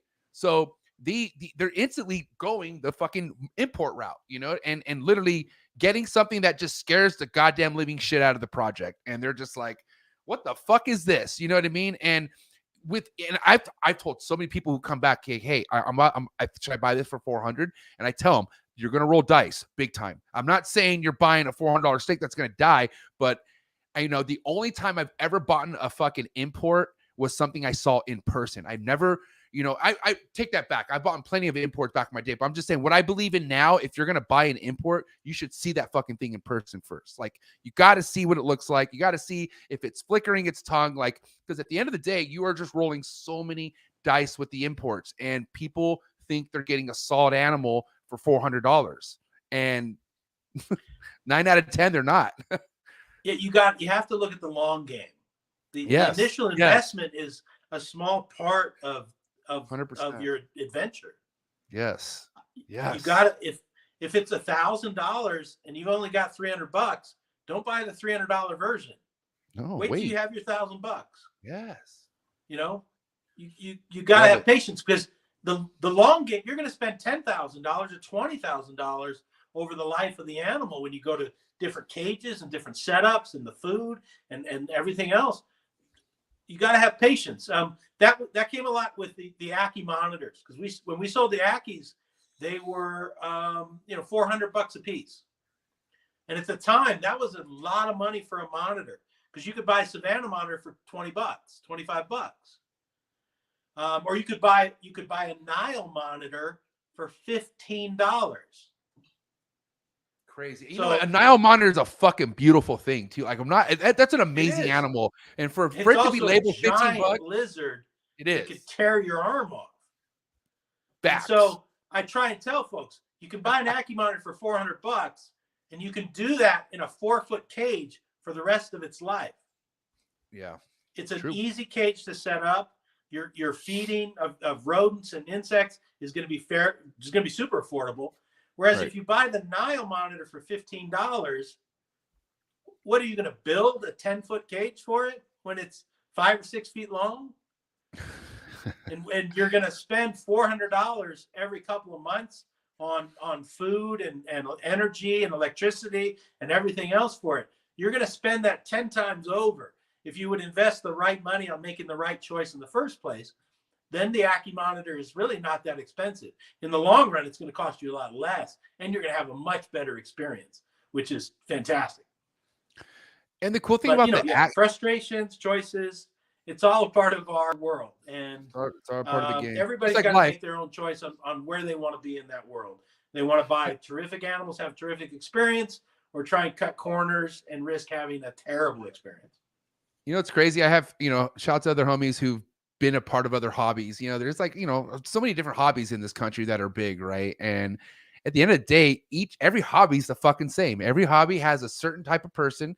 They have that typical fucking person, and it's just you're gonna experience no matter where you go, because it's the human in us. That's the fucking goddamn. Yeah. We have to deal with different types of humans, and honestly, it's all who you are and how you deal with these humans. And that's why, listen, at the end of the day, my biggest setback is dealing with people in this, but you got to deal with it. What are you going to do? Not deal with it? Like, it is what it is. And I mean, listen, I don't know. I feel like, what you said earlier about biting your tongue and just giving the chance versus just Xing them out. I feel like just, you have a better chance of a better outcome that I feel like that way versus just not knowing, But, to me, I just feel like it's case by case, bro. Like, I don't know. Like, you can only help somebody so much until they blatantly don't want to be helped. And then what, Sure. Yeah. Then you have to walk away and try focus on something else and help somebody else. Now, tangent to that, do you have other hobbies? Yeah, for sure. I love music. I used to DJ. So I was a big DJ for and I don't want to say big DJ, but I was big into music. It was a part of my life for about 10 years. Heavily, you know what I mean? So and I still mess around like music. If I'm not doing I'm not doing any kind of snakes unless I have music on. Like, music and that is like they have to go together. And I still have equipment. I still play around. I'll make a mix every 3 months and whatnot. And then other than that, man, like my hobby, I feel even though I do get paid. And, I'm not paid, but I'm just saying I do make some sort of income off this. I don't look at this as a job whatsoever. This right here is so much fun to me. This podcast, I look as a hobby. I feel like big time. It's, it is work. Don't get me wrong. But at the end of the day, it's work I look forward to doing. So I guess I could say this is a hobby, right? Yeah, for sure. Right. What are your goals for this for the next 5 years? For sure to have for the podcast or in the reptile world. So for the podcast, my goals are definitely to just sustain everything I have going. Like I'm not looking to become a millionaire or anything. I just want to be able to keep this focus and keep bringing information from people who've been doing this for quite a while to all the new wave of people. Because at the end of the day, whoever stops watching my shows, if that even does happen, there's somebody new coming to my channel. I always have new people coming to the channel, and I'm all about leading by fucking good examples, man. And you got to understand, there's people who've learned from all their mistakes that lead by good examples now. And what better person can you learn from? You know what I mean? So at the end of the day, like a lot of people come thank me like, MJ, thank you so much for the podcast. But dude, I do this because I learned. Like I've only been in this for fucking 4 years. So, I'm only gaining as much knowledge as I'm gaining because of everyone I bring to this fucking platform.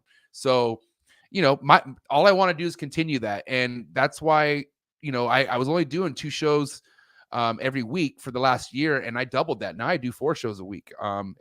And I'll be able to sustain that. What's crazy is I'll be able to sustain that. As much as that seems, I have a list of fucking people that is just goddamn crazy. And on top of that, I want to keep the traveling going. I do a remote podcast once a month at somebody's location, at somebody's, their facility or whatever you call it, wherever they have, if it's a private room, it's a fucking Justin Canova facility, whatever. But once a month I travel to them, and I can tell you right now, the in-person podcast things I love them. This is fun, don't get me wrong, but I would love it if we were like next to each other. You know what I mean? Yeah. It's fun no to homo. be in person. But anyway, will you do outside of the reptile world? So basically, I'm also doing this thing called New Breeder on the Block, which is a segment Mondays, which I'm bringing, dog breeders, anybody who works with animals basically is starting to come. Anybody who's involved with animals is now going to start coming to this channel. Sunday is wrapped around monitors and fucking, dart frogs, like whatever, the other species other than snakes, because primarily I bring snake breeders to the show. But goddamn, the reptile industry is so big. There's so many things out there, and then there's insect people, and like it's just so fucking cool, man. Yeah, like that's a whole nother world. It's really fascinating. And Robyn, my whole world for the last 4 years have been primarily snakes, and I'm just now opening doors to these new worlds, and I'm just like, holy shit, this is amazing. And I'm talking about people, like I'm not scared about talking about the money side of things, because at the end of the day, I'm a grown-ass man. I fuck with grown-ass people. We care about money. It is about money in some fucking aspect. Yeah, that shouldn't be your goal, but after 5-6 years of fucking hustling, you should be making some fucking money, I would hope, if that's what you want to do, if that's your goal. But at the end of the day, making money. At the end of the day, I see people who have their hands in things that aren't really popular, but they make a fucking great living off of it. You know what I mean? And they sustain it. And grasshopper breeders, fucking cricket breeders, like all sorts of shit that isn't really touched on. It's crazy, man. It's nuts. I love it. Yeah, I love specialty folks that do esoteric, to me, esoteric species. That's always fascinating to me. Or the super specialist I love as well. And early on in the show, you mentioned amazing basins. That's something I wish I would have gotten to basins back in the 90s. Damn. That's got to be in my top 5 animals. Is Amazon basin emeralds. Those are just 100%. The stuff that those guys are doing. It's just so phenomenal. These guys. Those animals are so fucking special. It's unreal. They've always been special. Nobody's ever killed it with those. Like, they've never been mass produced. They've never caught on as a mainstream animal. If you're doing basins, you are a fucking connoisseur of reptiles. Fuck yeah. Because guess what? You're doing basins. You're producing Ferraris. Spectacular special animal. The Ferrari or reptile. I couldn't get enough of those. I would still love to be able to do a handful of species, and that would be an interesting one. So on the podcast and interview thing, yes, sir. Who are your maybe top 3 interviews that you've liked doing? Top 3 interviews. I gotta tell you right now, man, the Snakes and the Fat Man, Chris Eaton. I had a great time with that guy, man. Just because his involvement with this, how long he's been doing it. We have similarities. Like we are who we are. We talk how the fuck we want to talk. And it felt good to have somebody like I was that comfortable. I've been comfortable with a lot of people, don't get me wrong, but I felt like I knew this guy like a lot. And you know, it was cool to hear from him and whatnot. So Nice. Chris Eaton was great. I always love talking to Barczyk, you know, because at the end of the day, Barczyk is, you know, I was in a point in my life, like I told you, I used to DJ and I was partying hard and really depressed. I was bad on drugs, man. And, you know, I was selling drugs and just in a really bad place. And I started thinking about snakes for some reason and bought a ball python off Craigslist and, you know, Googled ball python. And sure enough, I came across a Brian Barczyk YouTube video and found out that there were like morphs. And I remember I was canceling gigs. I wasn't going to parties. I told my girlfriend, go fuck yourself. I'm breaking up with you. Everything changed. And I was just geek.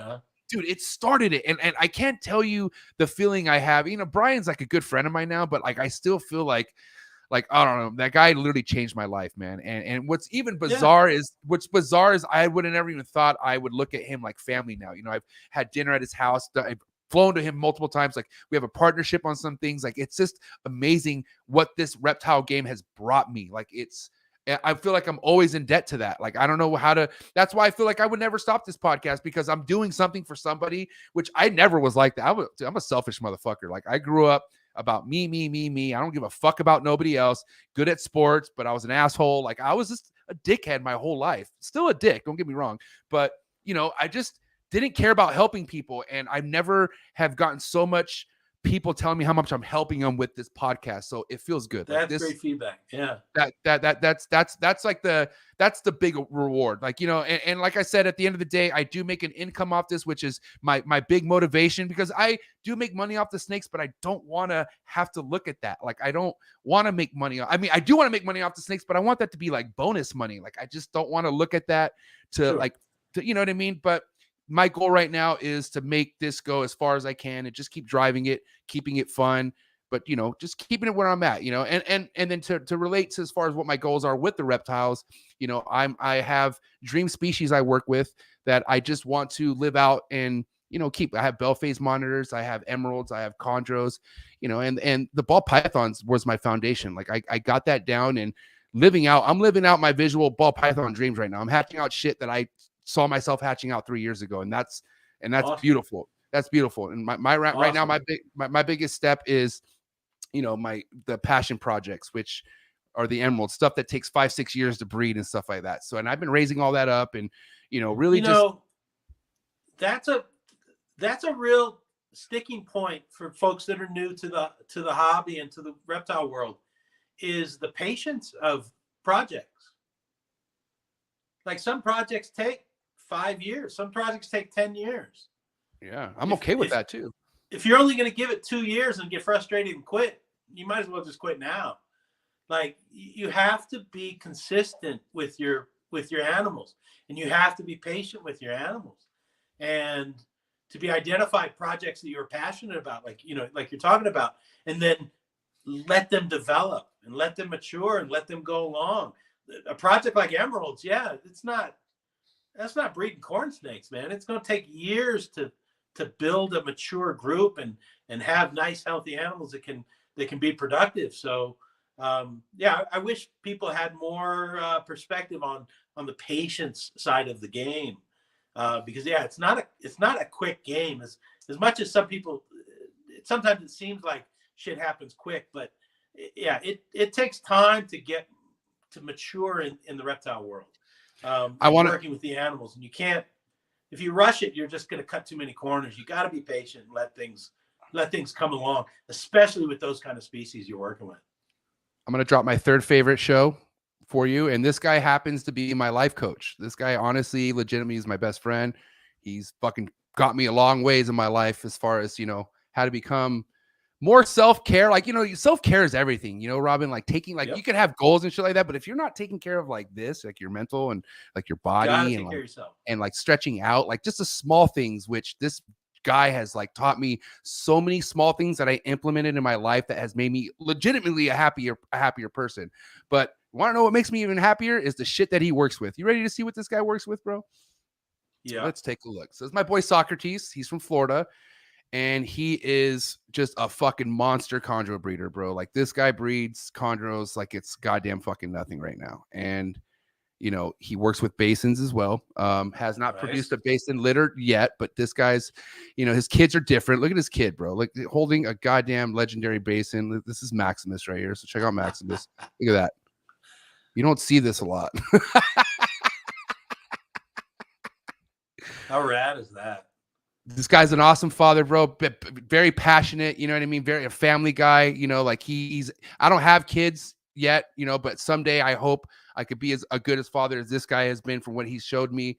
And, you know, I've hung out with this family and whatnot, but this guy right here, you know, when I actually flew out to his place in Florida and sat down with him, we did an interview. He's a very private guy. Like this, he's come out a lot more because of me, but like, you know, he's a very just like everything he does is for the passion. He's been in a chondro since 2010 and he just really loves the animals, dude. And honestly, like and you know, the fact you there? Oh, and you know, I don't know what your knowledge is with nido testing and stuff like that, but this guy has showed some of the best nido practices that you could really do if you have a big chondro collection, if you're bringing new shit, but literally changing the game with, you know, everything I was talking about earlier, leading by example. And that's my boy Socrates. So to have him finally sit down face to face and have a 3-hour interview with him was fucking epic. So top three. There you go. What's the Instagram page?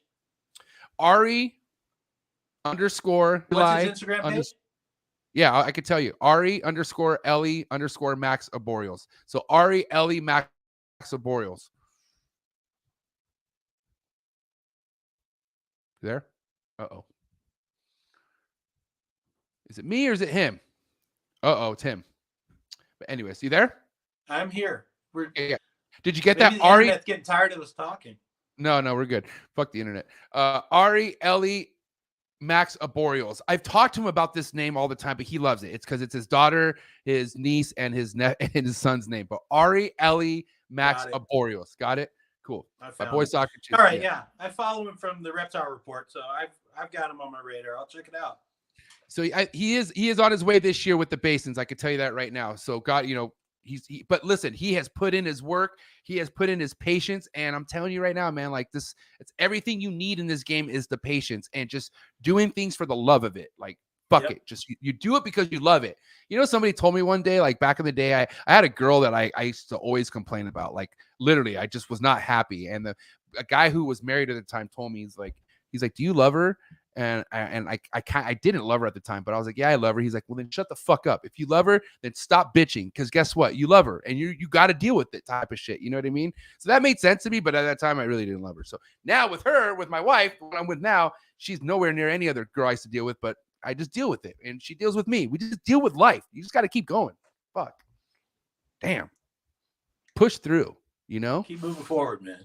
Keep it moving, man. All right. So Robyn, I have to ask you, with the big movement in the reptile industry, meaning a lot of people coming in and out, I got to ask you, man, you've been in this quite a while, and, you know, US ARC is doing a lot for what they can and, you know, battling against these motherfuckers who have no idea what they're talking about. But from your knowledge, man, how come we don't get support from like the big chain industries? Like, how come Petco doesn't fuck with us? And when I say us, like, how come they don't help US ARC fight these battles? And like, why don't we get these big people helping us? Like, what from your knowledge, what is it? What do you think it is? I really don't know. I can speculate. The Petco, PetSmarts, they don't do what we do. It's a whole different thing. You know, if you post about Petco and PetSmart on social media, Facebook or wherever, and you mention it, it just gets a lot of hate. You know, the herper community doesn't care for it. And I think they know that. So I don't know that they're down to work with the herper side of the world, but I don't know that they even care about that. Like, it's, you know, we're not their customer base. It's a business thing. I don't know that they focus as granular as needs to be when it comes to the issues that US ARC is dealing with. I wish they did. I wish they, you know, obviously they could throw a lot more money behind the effort than what we can as a community. But Yeah, there's definitely a huge disconnect between those two reptile communities, people that shop at Petco and PetSmart, and then people that live in our reptile herper world. It's I'm not sure unfortunate how to too. bridge that gap between those two. I mean, and that's a hard bridge the gap because of the, like, you know, the levels of that. Like, we're talking corporate America here. Like, you know, God knows what the fuck goes behind the scenes with that shit, right? But if we look further down a little bit, there's even people in the private sector that don't choose to support US Arc for whatever reason, like big name people. You know what I mean? And it's like that's a lot because people are just apathetic. Yeah. You know, that goes back to the human nature thing. A lot of times people don't give a fuck. And you can either pull your hair out about it, or you can understand that that's the reality. So a good insight that I have is from Ship Your Reptiles. And I created a program where for every shipment, you donate $1 to US Arc. $1. And I made that the default. It's default checked, already on, $1. And you can change it to $2. You can change it to $20. Shout out to Brian Potter. He used to, every time he shipped, he would make it $10 or $20 donation to US Arc every time. And I thought, you're that nuts. motherfucker is down for the cause. I appreciate that. But $1 is all I'm asking. And it says you're donated to US Arc to help protect the future of reptile world. And it's on by default. You don't have to choose it when you go through and book your shipment. And you know what happens with that, MJ? 70% of people uncheck the $1 box. They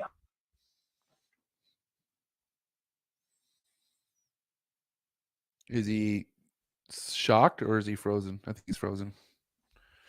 Damn, that's sad. That's all I got to say. That's sad. Like, if you're somebody in this game, that's just sad. Okay, go ahead. Sorry. I'm here.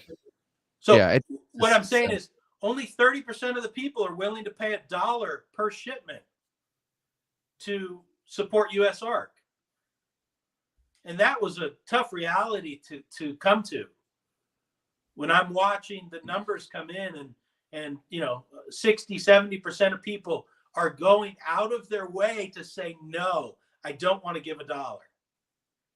Now, we've still raised tens of thousands, at this point, $100,000 plus to go to US Arc. So it's been a tremendously effective program. But theoretically, that could be $700,000 if everybody just left the $1 box checked. But that, you know, that gives you some insight into where people are at. Because, and the fucked up thing is, Ship Your Reptiles, people are shipping animals primarily commercially.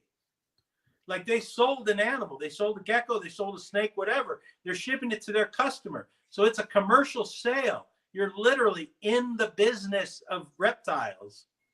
And US Arc is working to protect you and your future. And you're saying $1 is too much. I'm not interested in that.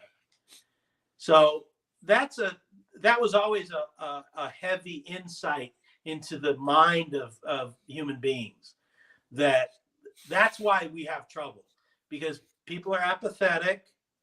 People think it's not going to affect them. And some people are just like anti-interested. They won't even give $1. And that, you know, that used to bum me out to no end. But again, at some point you have to get over it and live with it and figure out, hey, 30% of the people donated, and this month we're sending $5,000 to US Arc. Fantastic. Love it. You know, but that was a pretty powerful realization to see that many people step back from supporting something like US Arc, which, you know, US Arc, again, people have to understand, it's not a giant corporation. No, it's not. It's not. It's Phil Goss and a couple other people, and but it's really Phil Goss to try and make a difference, and they're making the difference. And you know, I support Phil 100%, and the staff that he's working with, and US Arc 1,000%. And I really admire how hard he's working.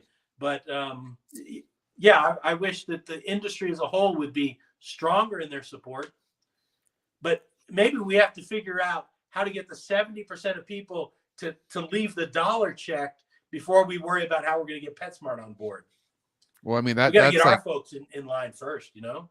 I think that's going to take some fucking like a therapist. I think people have deep issues. I think they're just fucking, they don't really understand like what they're doing is benefiting them of keeping more animals. Like it's like a duty. Like everyone has to, like, if you're doing something, you have to pay forward with something like, and like as much as you make, this is, and I learned this at US ARC auction. You don't think I was confused my first US ARC auction when I'm sitting next to Miguel Garcia bidding on $4,000 on a pair of slippers and they're laughing. And I was like, what is happening? And to me, I'm thinking, I swear to God, my first UXR auction, I'm like, these guys are fucking nuts. I was like, they have this much money to just shit like for slippers, but I look deeper and it's like, no, he's putting out some shit that he made off his production. Like he's shelling out shit that he's made in this game. Actually, I don't know, at that time.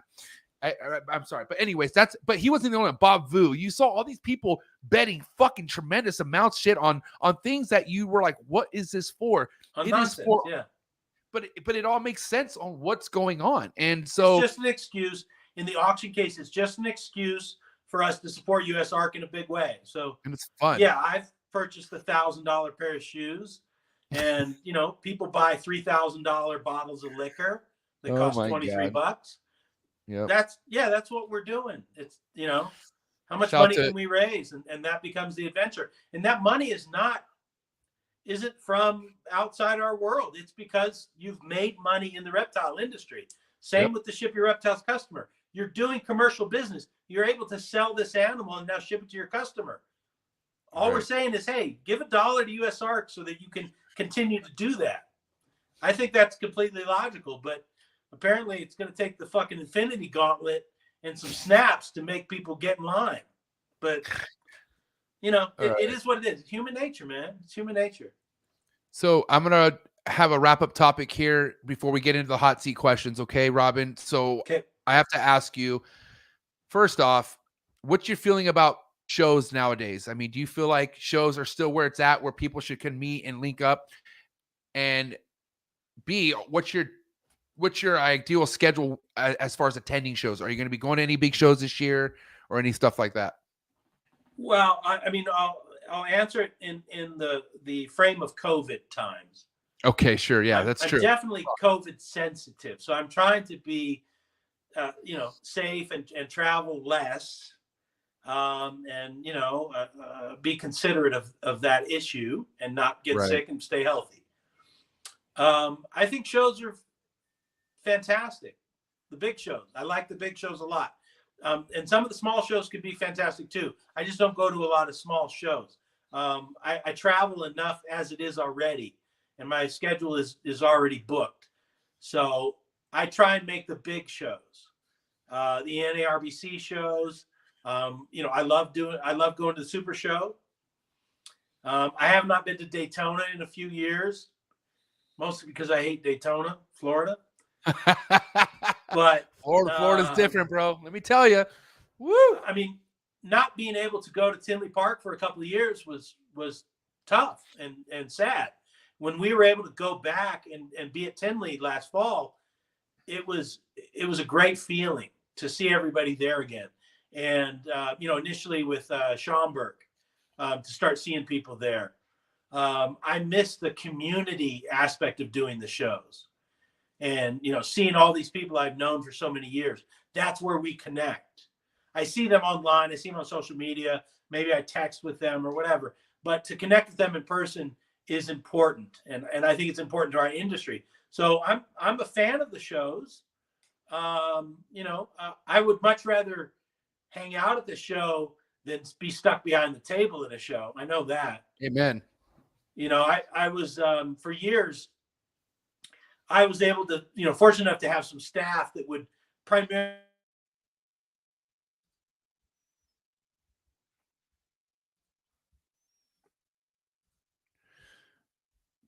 He looks like he got a sneeze. Almost there, Robyn. Come on, Robyn's internet. Here it is. He's back. There it is. So I was able to freestyle around the shows and move on the floor. These days with my new Redline science company, I'm stuck behind the table again, so I don't get to do that as much. And so that makes the shows less exciting. I would much rather be able to work the floor and go visit with everybody and catch up and see what they're doing, see what they're working with. That's my best experience with the shows. But you know, I'm down to see the NARBC shows this year. Okay. I wanted to go to Pomona. I'm not able to make it, but I look forward to Super Show. Maybe the Sacramento show is always fantastic. I like those big shows the best. You know, because of my travel schedule, I have to be fairly selective. I mean, I know guys that do 30 plus or 40 plus shows a year, and that sounds like a nightmare. I would never want to have that life. I'm glad you brought that up. I've had some people on here who vend and whatnot and are kind of just like they don't understand why there's so many shows and maybe feel like it's kind of overkill. What is your thoughts on how many shows are currently happening? You know, you have the Herp show, you have Show Me Snakes, and you have fucking WeekaCon. I'm not a fan of Repticon, sorry. But then you have like, you know, that, and then you have, you know, NARBC, Reptile Super shows, but mainly you have shows that are like going almost every weekend. What do you feel about that? I mean, as long as they draw an audience, that's fine. Yeah. That's That's how I feel. There's vendors that, you know, their life is doing shows every single weekend. They're at a show, sometimes 2 shows in a weekend. That's not my chosen lifestyle. I couldn't handle that, driving for, you know, 6 or 8 or 12 hours a weekend, trying to get to a show and set up and do that. You know, but more power to them. It seems to be very competitive out there with those smaller regional circuit shows. But I mean, they seem to be pulling in the crowds. I mean, certainly, you know, the big shows, Tinley and Super Show, Pomona and stuff like that. I mean, they're bigger and stronger than ever. So, right. I mean, I think that's reflective of how much the industry continues to grow and draw in new people. But yeah, I mean, one year I went to 11 shows and I thought I was going to just be totally burnt out. It was too much. So I know 6 or 7 shows is plenty for me. I'm good with that. You know, other people can't wait to get to the 38th show of the year. So yeah, more power to them. All right, I lied about that being the last topic because we didn't fucking talk about Redline Science, and we got to talk about Redline Science. Hello, so let's go talk about. I'm gonna go dip into your website right now. So while I'm pulling that up, what is Redline Science? Let's go ahead and break it down. What is Redline Science? Redline Science is my new product company, doing a handful of reptile products, doing stainless steel tools, doing scrapers, cleaning scrapers, doing some egg trays. We have a new cage line we're working on bringing out. So it's just a new adventure. I've done the livestock side of the industry. I've done the service side with shipping. I've done the information side with the Reptile Report, kind of information and marketing. And so now the adventure is on the product side of the world. That is so cool. I'm manufacturing products, bringing them in and selling them through distributors. I don't sell anything direct, but I sell through Reptile Basics, Pangea, Triple L, ReptiChip. You know, these guys all distribute the products to the dealers, get them out there on that big show circuit, and try and bring some interesting and cool products to the world. So this is all basically on the whole side of things. You're basically selling this to the distributors, or I'm sorry, to actual businesses, and they're reselling it for you, right? Yeah. Yep. Oh, wow, that's so cool. And when did you come up with this idea? When did Redline Science start? 2019. I had my business split with my partner of 25 years, and so it was time for new adventures. Mm-hmm. I was going to continue to do the Reptile Report, which I do. The reality is I have a couple staffers that do that for me. And I kind of watch and watch the great work they do, but I needed, a new adventure. And so I thought maybe the products might be where it's at. Started looking around and seeing what was possible, talking to some different partners and people I've always wanted to work with. And I put together a pretty powerhouse team and we got after it. And then, as soon as I decided that's what we were going to do, then COVID hit and made everything much more interesting. Oh, as it did, for sure. Now, I don't know, dude, Jesus, see how interesting you are? We didn't talk about the Reptile Report, and we didn't talk about Red Science. Oh, so we're still here. Hold on, we're not done. So the Reptile Report, man, that's so interesting, amazing stuff. Really, you're on top of putting what's really awesome to, be on keen with what's happening in the reptile world and whatnot. But how did that start? How did you come up with the Reptile Report? And was this like, how far back does Reptile Report go? I'm just curious. Well, it was kind of an idea that I'd been kicking around, kind of an aggregation site. Back in 2011 is when we kind of started. In the 2000s, the reptile forums were the big thing on the internet. Right. You had all these, because Facebook really hadn't hit yet. There was no Instagram, Twitter, and all that. And so the reptile world online was on forums. Kingsnake.com, bp.net, Ball Python Breeders Forum, the Bush League Breeders Forum.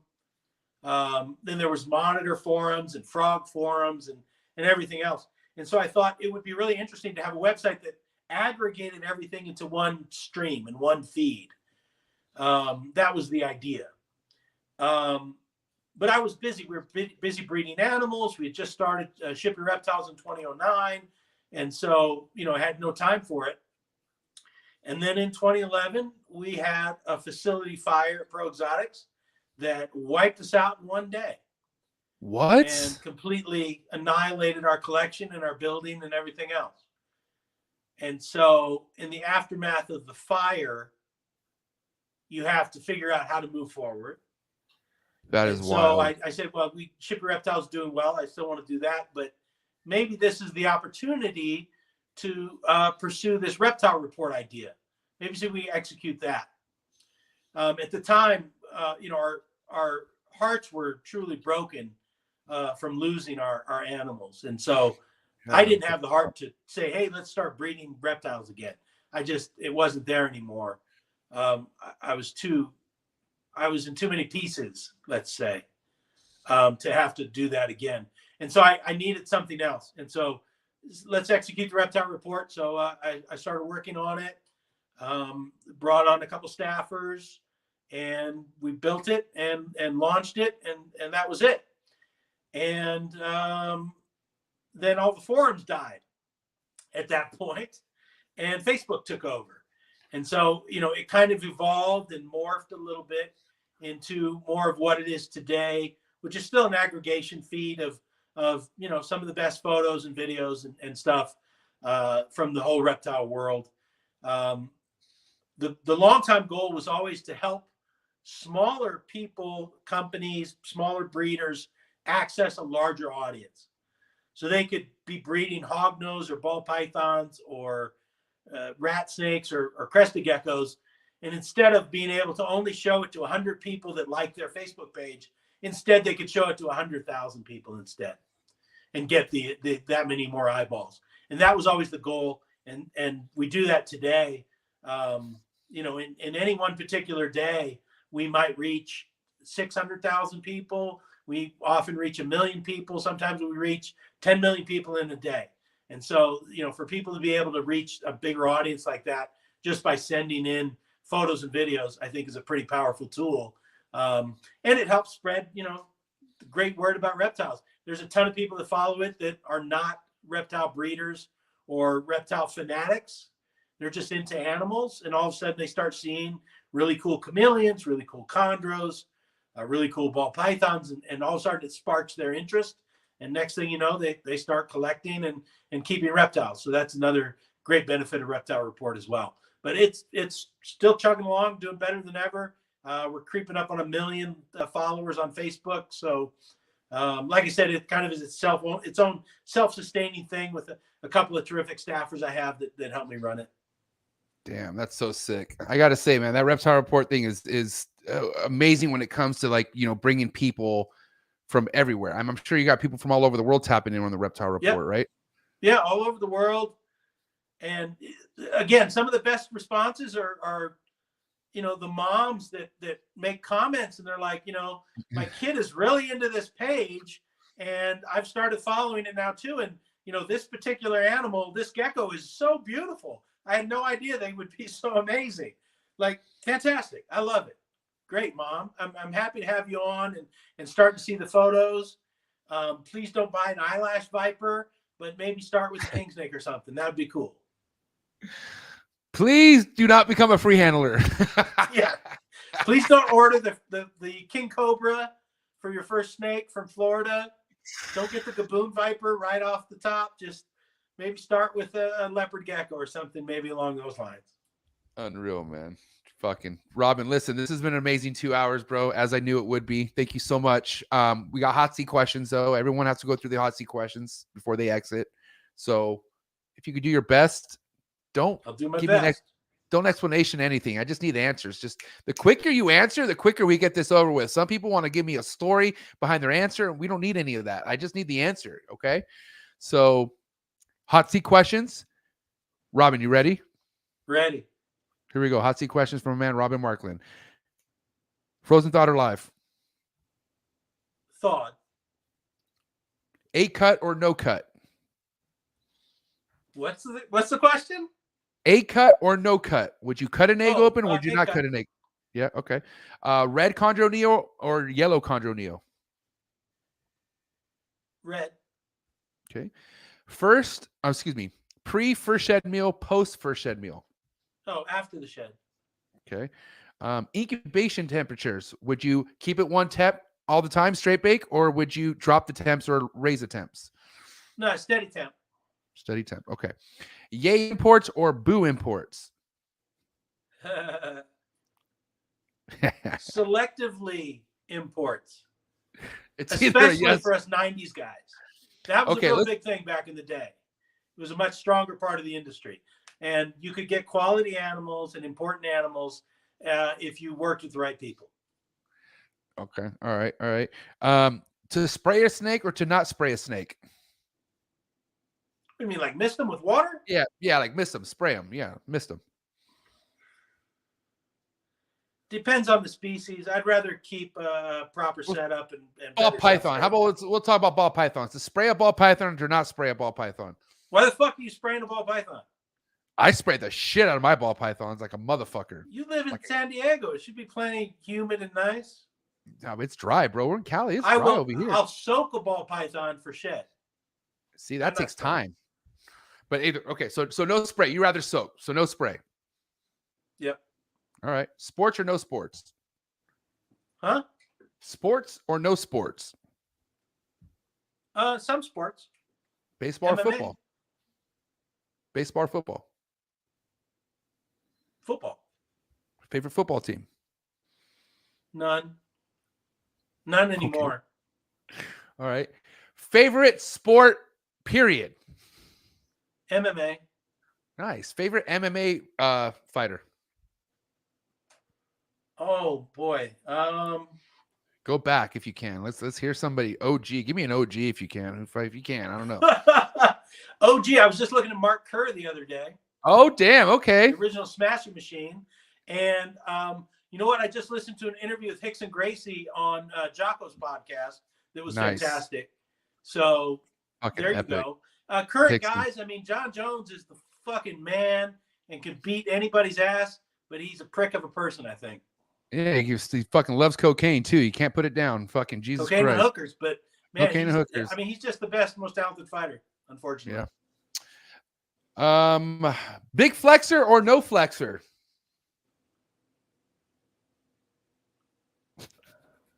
Medium. You either flex or you don't, my man. Which one?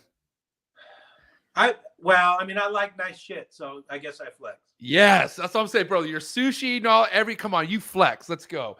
I'm not playing around bullshit. So yeah, flex, I guess. All right. I got octopus dildos. I'm flexing.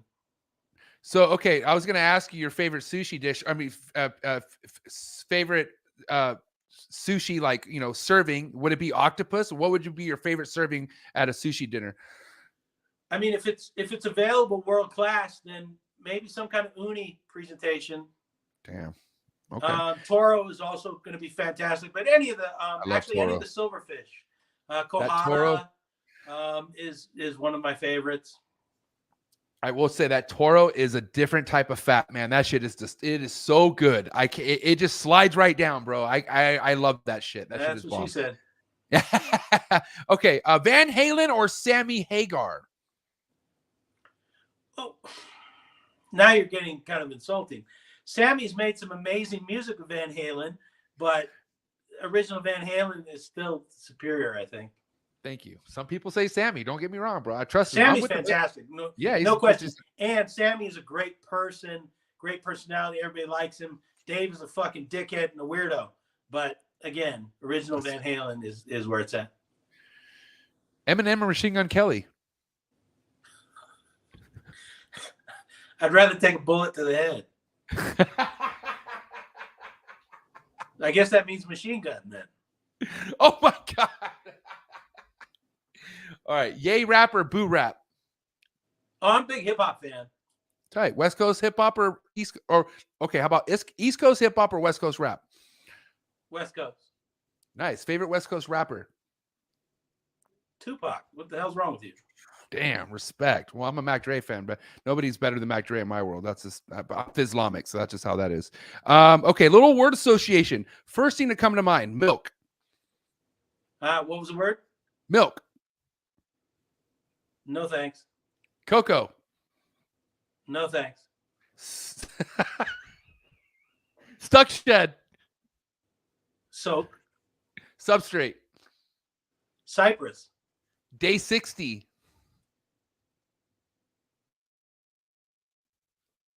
Day 60. Oh, he's frozen. Come on. Come on, Robyn. You're not getting out of this. Day 60. Here he's coming back. He's coming back. There he is. Day 60. What was it? Day 60. Day 60. Yeah, day 60. You better cut. Yeah, thank you. Motherfuckers who don't cut will just say leave it. That's why I say that. Okay. Instagram trolls. Annoying. Okay. What about this? If you had to get rid of one platform forever, and I mean forever, never coming back, is it going to be Instagram or Facebook? Which one has to go? Oh, well, my business side says Instagram. My personal side says Facebook. Right, because you're highly respected. You got all your friends there. That makes sense. Facebook is, I hate to say this, but it's an elephant graveyard, bro. But it's super useful. It is super useful. I love Facebook. Things that Instagram doesn't. And, my business is stronger there, so I have to participate. But I hate the drama and the nonsense of it a lot of times. But futuristic wise, what do you think is going to have a lasting chance? You think it's going to be Instagram or you think it's going to be Facebook? Man, I don't know. But I asked Barczyk about it. Oh, okay. And he said Facebook is going to grow to be bigger than it's ever been. And if anybody knows, he knows. So, wow. I guess we're in for Facebook, and the whole meta universe thing is going to become even a bigger gorilla, which I can't imagine. But again, he's plugged into that kind of shit. So there you have it. Fucking A. Well, there you have it, Robyn. Those are the hot seat questions, man. What an amazing episode. You did a great job. We had about 70 people up in here at one point. Likes are up in the 70s. So what do you have to say to all your supporters out there? Everyone who goes to the Reptile Report, everyone who goes and supports whatever it is that you're doing. What do you have to say to all your supporters out there, man? Thanks for supporting for such a long time. We've been around forever. And again, one of the most valuable things about this journey has been the family aspect and the relationships that I've made over the years. I know a lot of people in the industry. At the same time, I recognize that I don't know a lot of the younger folks. And so I'm trying to make an effort to meet and grow relationships with the new generation, the Reptile folks, when I'm at the shows and stuff. And so, anybody that's out there that, is interested, please come up and say hello. And I'd love to meet this new generation of reptile keepers, because I think they're the future. So I appreciate the support over decades. It's been an honor to be able to have an actual career in this industry. And it's truly been an adventure. Well, this has been an amazing time and a great experience, and I would love to have you back on for a round 2 someday, man. Thank you so much, Robyn. I appreciate it, but enjoy the rest of your night, Anytime. man. Thank you. Let's get Robyn some Markland, sushi. ladies and gentlemen. Oh, yeah. Did you say get some sushi? Is that what you said? Yes. Yeah, Let's do buddy. it. Say less. Okay, wait. Okay, so hold on. Well, before you leave, best case scenario, the scare isn't as bad. What show would you be at? Like, what show do you feel like I have a best chance of seeing you next at? Oh, Tinley, 100%. March. It's going Tinley's down. my spot. Absolutely. Good. Wait, good sushi in Chicago? There's a few different great sushi spots in Chicago. Yes. All right, we'll go. We can make it happen. Best if you come on We're there. Thursday. I'm there. I'm flying in Wednesday, actually, so I'll be there. I'll be there early. So we'll hook up for sure, Mark. Excuse me, I keep calling you Mark. God damn it, Robyn. All right, Robyn. Thank you so much. Have a good rest of your night, and I will catch you next time, bro. Thank you. And he froze. Okay, what do you know? Hold on. I don't want to dip out on. All right, later, Robyn. Or you're out. Oh man, what a great episode, guys. Thank you so much for tapping in. I got to say, this was one for the books. Learned a lot about this guy, and I wanted to learn more about him because I've heard great things about him through BarCheck, other people who've been involved in this industry for quite a while. And if it's one thing you guys know about me, I love to learn about the fucking guys who've been in this for a long time. So hope you guys enjoyed the episode as much as I did. If you happen to tune in late and did not hit the like button, here's your chance to hit that like button. Hit it for my man Robyn, hit it for myself, hit it for the trap one time. And I will see you guys this Saturday, okay? Because this Saturday it's going down. We're tapping into Canada. That's right. We got my man TL Ball Pythons of Canada in the building. My man Todd working with the amazing line of the Lightning MJ Exantic fucking ball pythons. So definitely somebody you're going to want to tap in with and see exactly what he has going on. He came highly recommended from my man, Austin, King Austin, Royal Highness Pythons from the MC crew. So yeah, you guys be ready for that because it's going to go down. And what's awesome is before the podcast Saturday morning at 9 a.m., you're going to tap in 8:15. I'm going to drop my Saturday morning vlog.